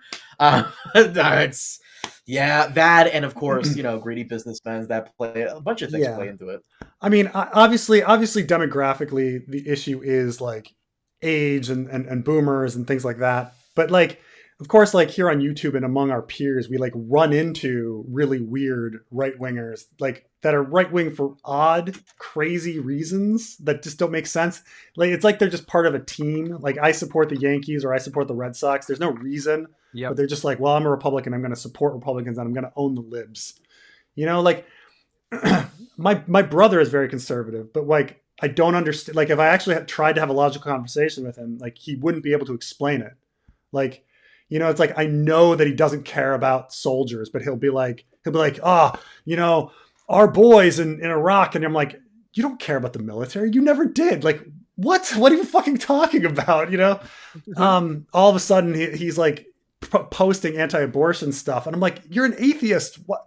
Why would you care? Like, it's just he's all of a sudden part of a team and starts like adopting the language and the phrases without thinking about them. Yeah, like you're supporting a sports team or something. It's Yeah. weird. Um, the one something that appeared in one of my video on YouTube recently is I saw Destiny went to a university campus and started like interviewing kids, and man, some of these kids were so dumb, so dumb. And one of the guys was like, "Oh, you know, I read that there's a fertility problem in the global population, and so I'm against abortion, anything to move the needle more to like having more kids." And it's like, oh my god, like first of all, like as population continues to skyrocket, like a somewhat small deceleration in that like is somehow getting classified as a fertility problem. One, the premise is idiotic, but two, like lots of things promote lack of fertility, including education. So like anything to move the needle, like I guess we should all stop going to college and being educated because you know, like the logic of these jumps was so bad where I'm like, man, that guy is such a mega idiot. Like I can't even like wrap my mind around it. And so what frustrates me too is like I don't even know how to fight people in the future because they're coming up with like Elon Musk logic on stuff. That's just they're finding people that believe like everyone's turning into a flat earther. Mm-hmm.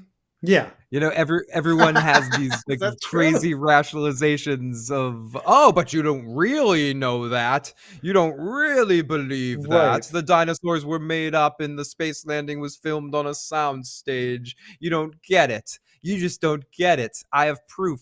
What's your proof? You don't know. You just don't know. It's just do your own research. I love that one. Right. Like even this, like, you know, like, so this comment is pretty much the truth. I'd love to know who to fight to solve this stuff. And that's the problem, is that like, it's so abstract. It's like the lack of, sure, but like the clearly Republicans, but also like this lack of critical thinking. Like, how do people end up as Republicans? Well, I guess you're just around other Republicans, and so you just start accepting what they believe.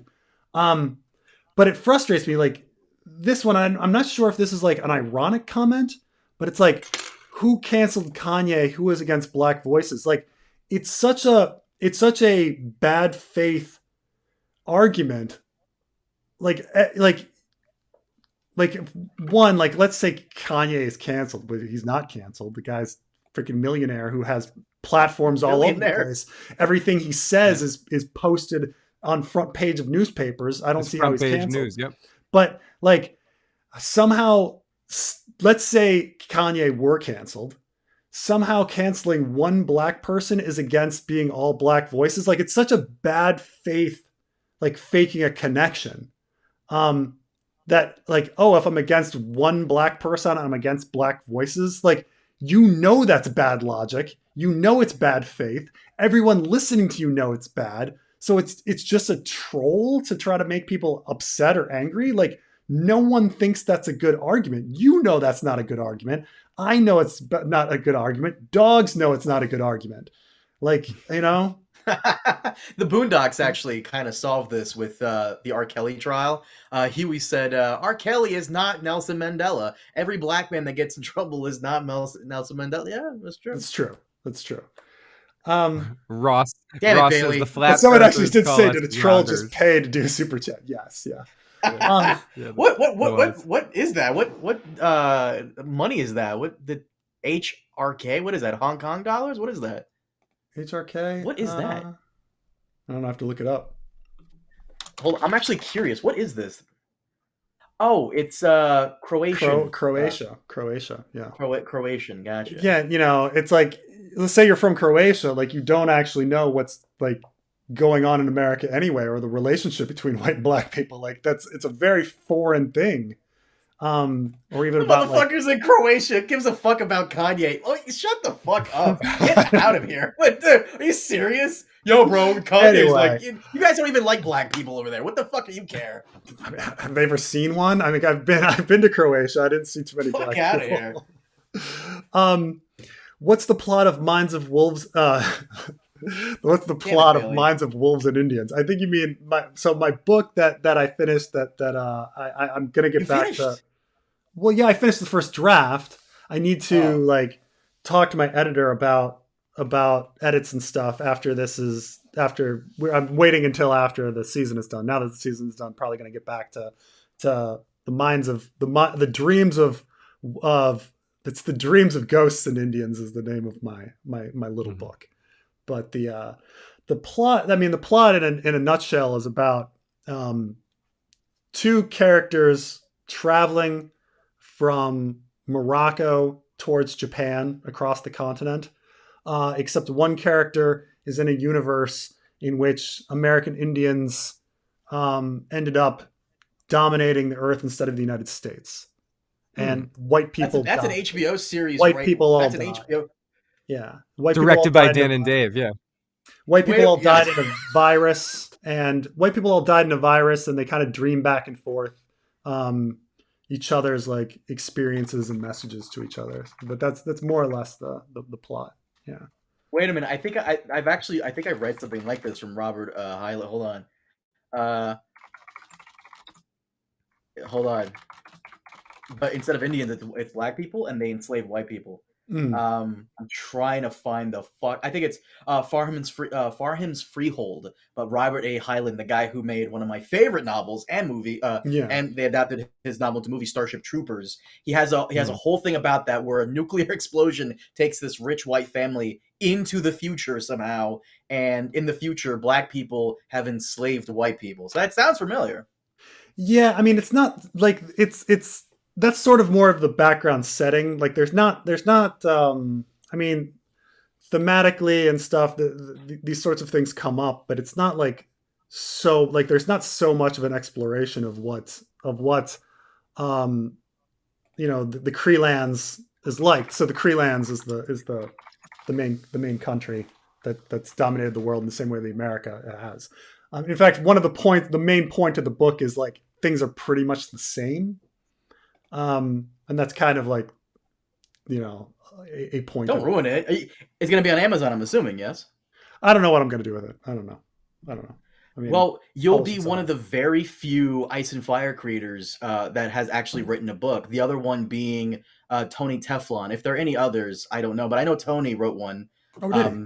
And he, Yeah. yes, that's true. That's true, right, Phil? Yeah, yeah, he's wrote a children's book with Hmm. Deontay Wilder, the world champion. It's really awesome. I've got to read it. It's cool shit.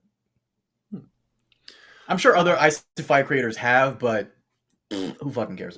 Uh, yes, I am mean, but who cares? Thanks for sharing, you all. Talking about lead carmine, we have microplastics ourselves now, so I hope we don't let history repeat itself. You all are Oh, great. we're fucked with that. Do you guys know about the microplastics and how it's shrank our taints? Oh, You don't that. know about this? Oh, So this is a whole thing. So for those of you who don't know, who are from outside the United States and don't know what the taint is, it is on the male body, the area between your balls and your asshole. Apparently, in recent years, that has shrunk.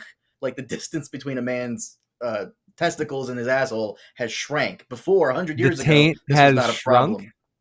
Yes, yours, mine's, yours or mine, and this will be going forward into the future. Not only that, but microplastics has also contributed to a lower sperm count. So yeah, we're hmm. heading towards The Handmaid's Tale, which, by the way, this Oh, latest season is definitely. We're really good. definitely heading towards the Handmaid's Tale, and people don't kind of realize it. To the people saying that their taint is perfect, I may need a picture for you to prove that to me. Please send it to What's SweetRobin9000 on Twitter. Um, So what's weird about society is that a society occasionally gets together and is able to solve a problem. Like um we solved the ozone hole which, by the way, is incredible. I can't believe society did it. Like we saw there was a problem. Everyone got together, passed laws, got rid of CFCs, and the ozone hole is now like healing. And Yep. it's like, wow. Is it actually? Oh yeah. It's like one of the greatest victories of like humanity. You know, like Are you serious? I didn't know this. oh yeah. Ozone is healing? No. What the fuck? I remember watching that video that I remember watching the movie that Al Gore put out, and I was like, oh my god, we're fucked. Well, you know, climate change and In stuff. But Inconvenient Truth, is that what it's called? yeah. Yeah. What the fuck? Oh, it's healing? That's great. Yeah, but that's one thing. Meanwhile, like people don't believe in climate change. So like we're That's done right, anyway.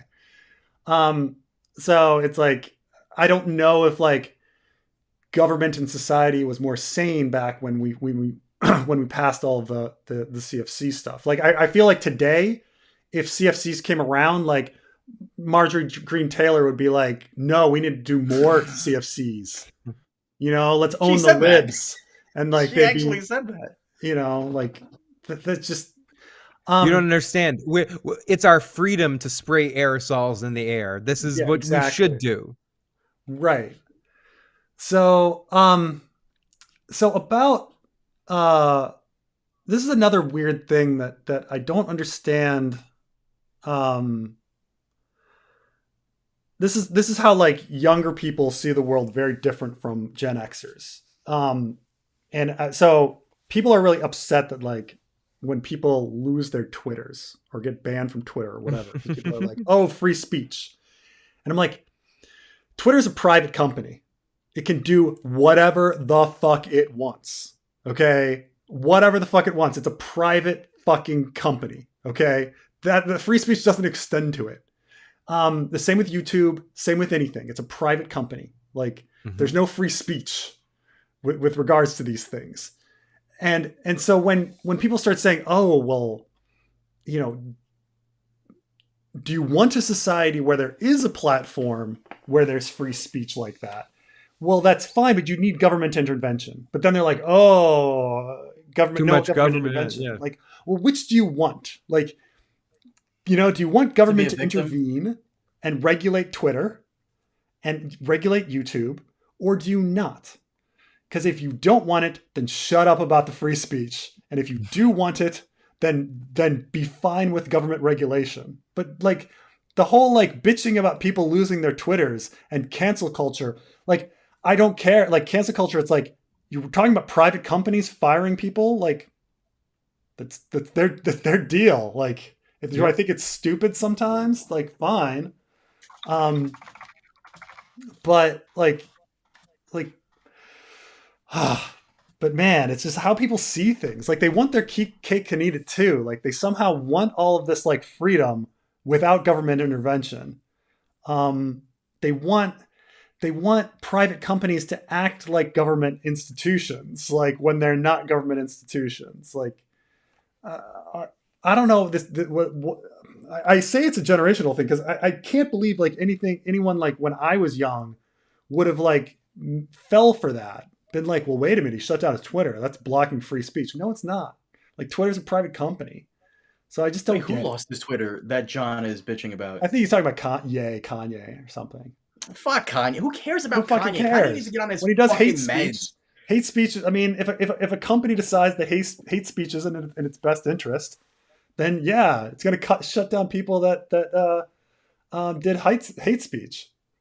First off, I'm gonna make this very clear. There's a guy I went to fucking high school. I'm 30. I'll be 29 next week. There's a guy I went to high school with. He hated. I don't know why I have him on my Facebook. I just haven't deleted him yet. I need to.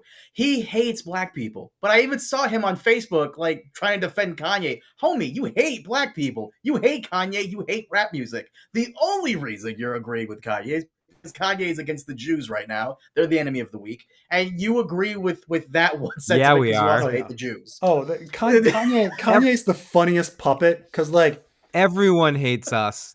because like when Kanye says a bunch of anti-black stuff, you know, Ben Shapiro will pump it up and promote it, and then he says a bunch of anti-Jew stuff, and then he's like, well, you know, Kanye's bipolar, We can't. We got to understand that he needs like mental health help. And you're like, but he wasn't bipolar when he said all the anti-black stuff. Like the guy, the guy's fucking nuts. The guy's fucking nuts.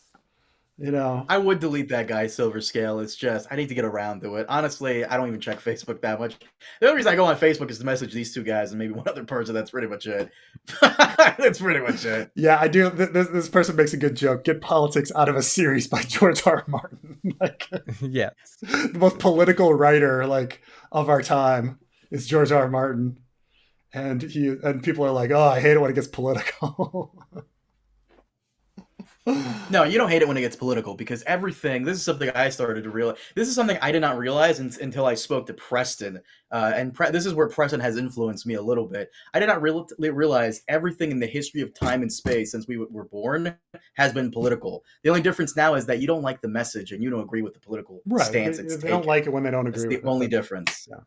Yeah. Like when people, like these people that are like, oh, I don't like political movies, and then they're like, oh, one of my favorite movies is Top Gun, and you're like, oh, really? Like this like pro America like anti-Soviet thing is not political. Like that's not politics. The propaganda movie isn't political. Yeah, exactly. I think the problem with people have with it is we're in an age, and I don't know if it's generational or whatever, that you can't have reasonable argument or debate anymore because no one wants to actually listen to the other side or learn or cater to that belief. That's why the people that believe things that are so irrational, just their only way of dealing with it is no, like blocking the ears and saying these like stupid, again, flat earthy kind of stuff, because the logic is just so ridiculous if you actually have a civil debate about it. It's not even about politics. It's about stupid and not stupid at a certain level. Right. I mean, we have gotten to this point where everybody rejects each other's premises.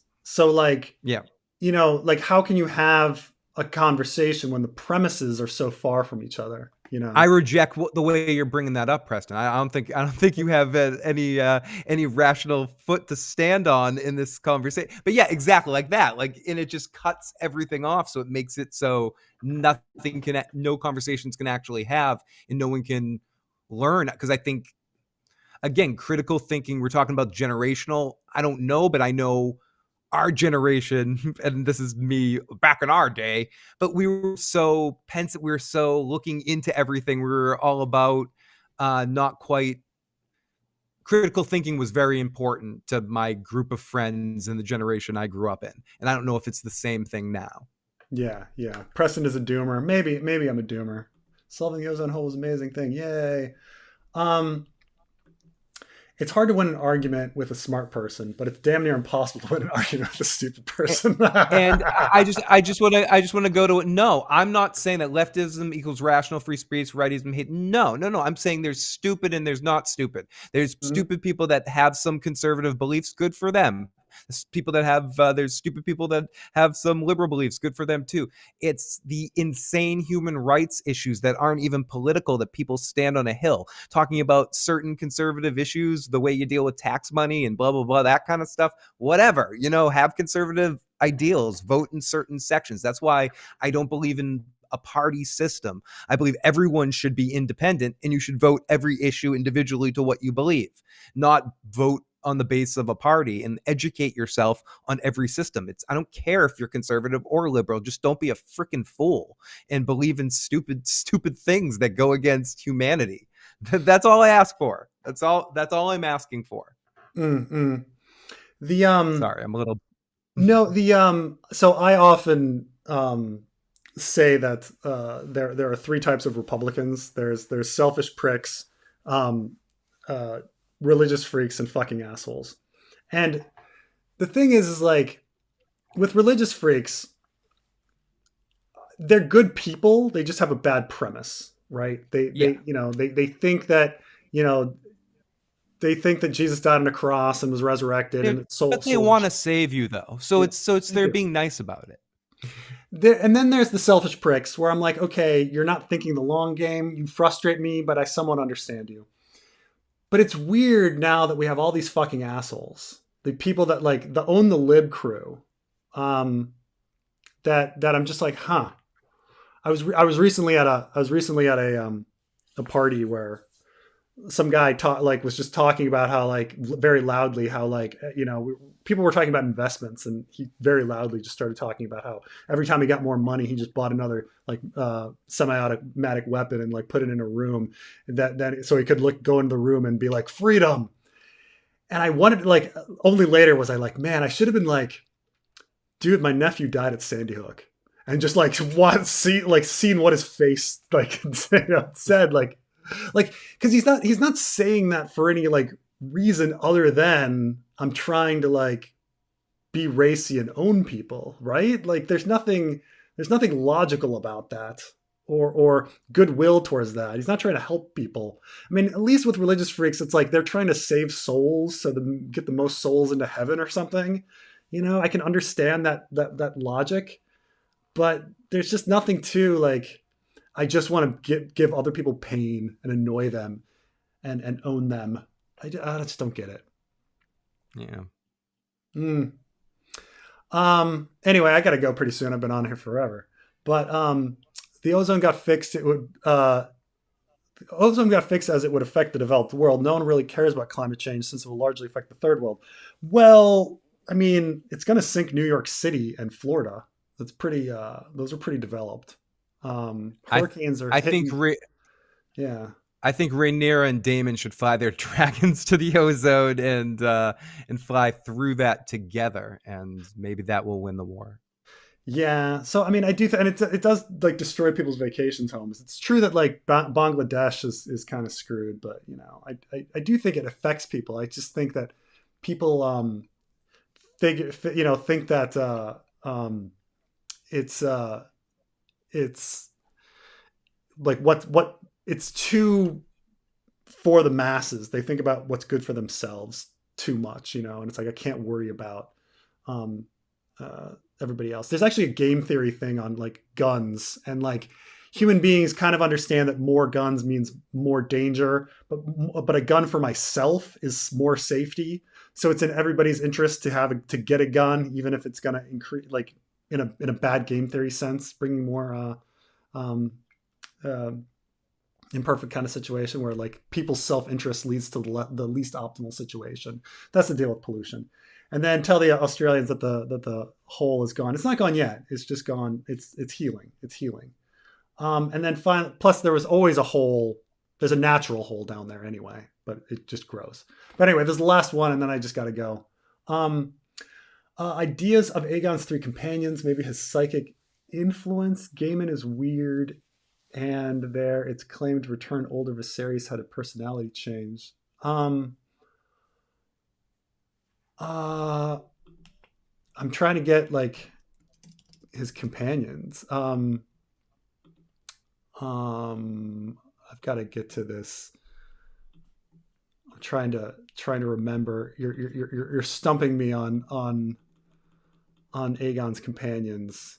So I'm going to have to come to this one sometime later and about all the stuff that happens much later. This is going to be like season 3 kind of stuff, I think, with Gaiman coming in, if season 4 even. But we'll end on me not quite knowing, but I'll do some research on this and figure out what's going on here with Aegon the Third's companions. I'm sorry, not Aegon's three companions. Aegon the Third's companions. But I'll read up more on this because Aegon 3 stuff doesn't cut off right before kind of Aegon the 3 comes in, but I'll get on that. Anyway, I've got to go. I know ranked country number 1 Australia. Number 1 country is probably like, I don't know, Denmark, Sweden, Finland. Okay, yeah, it's something in Scandinavia. Thank you everyone for being with me this long. Thank you, Phil, for joining me. Thank you, Carmine. Thank you. And we'll see you guys. We'll see you guys next time.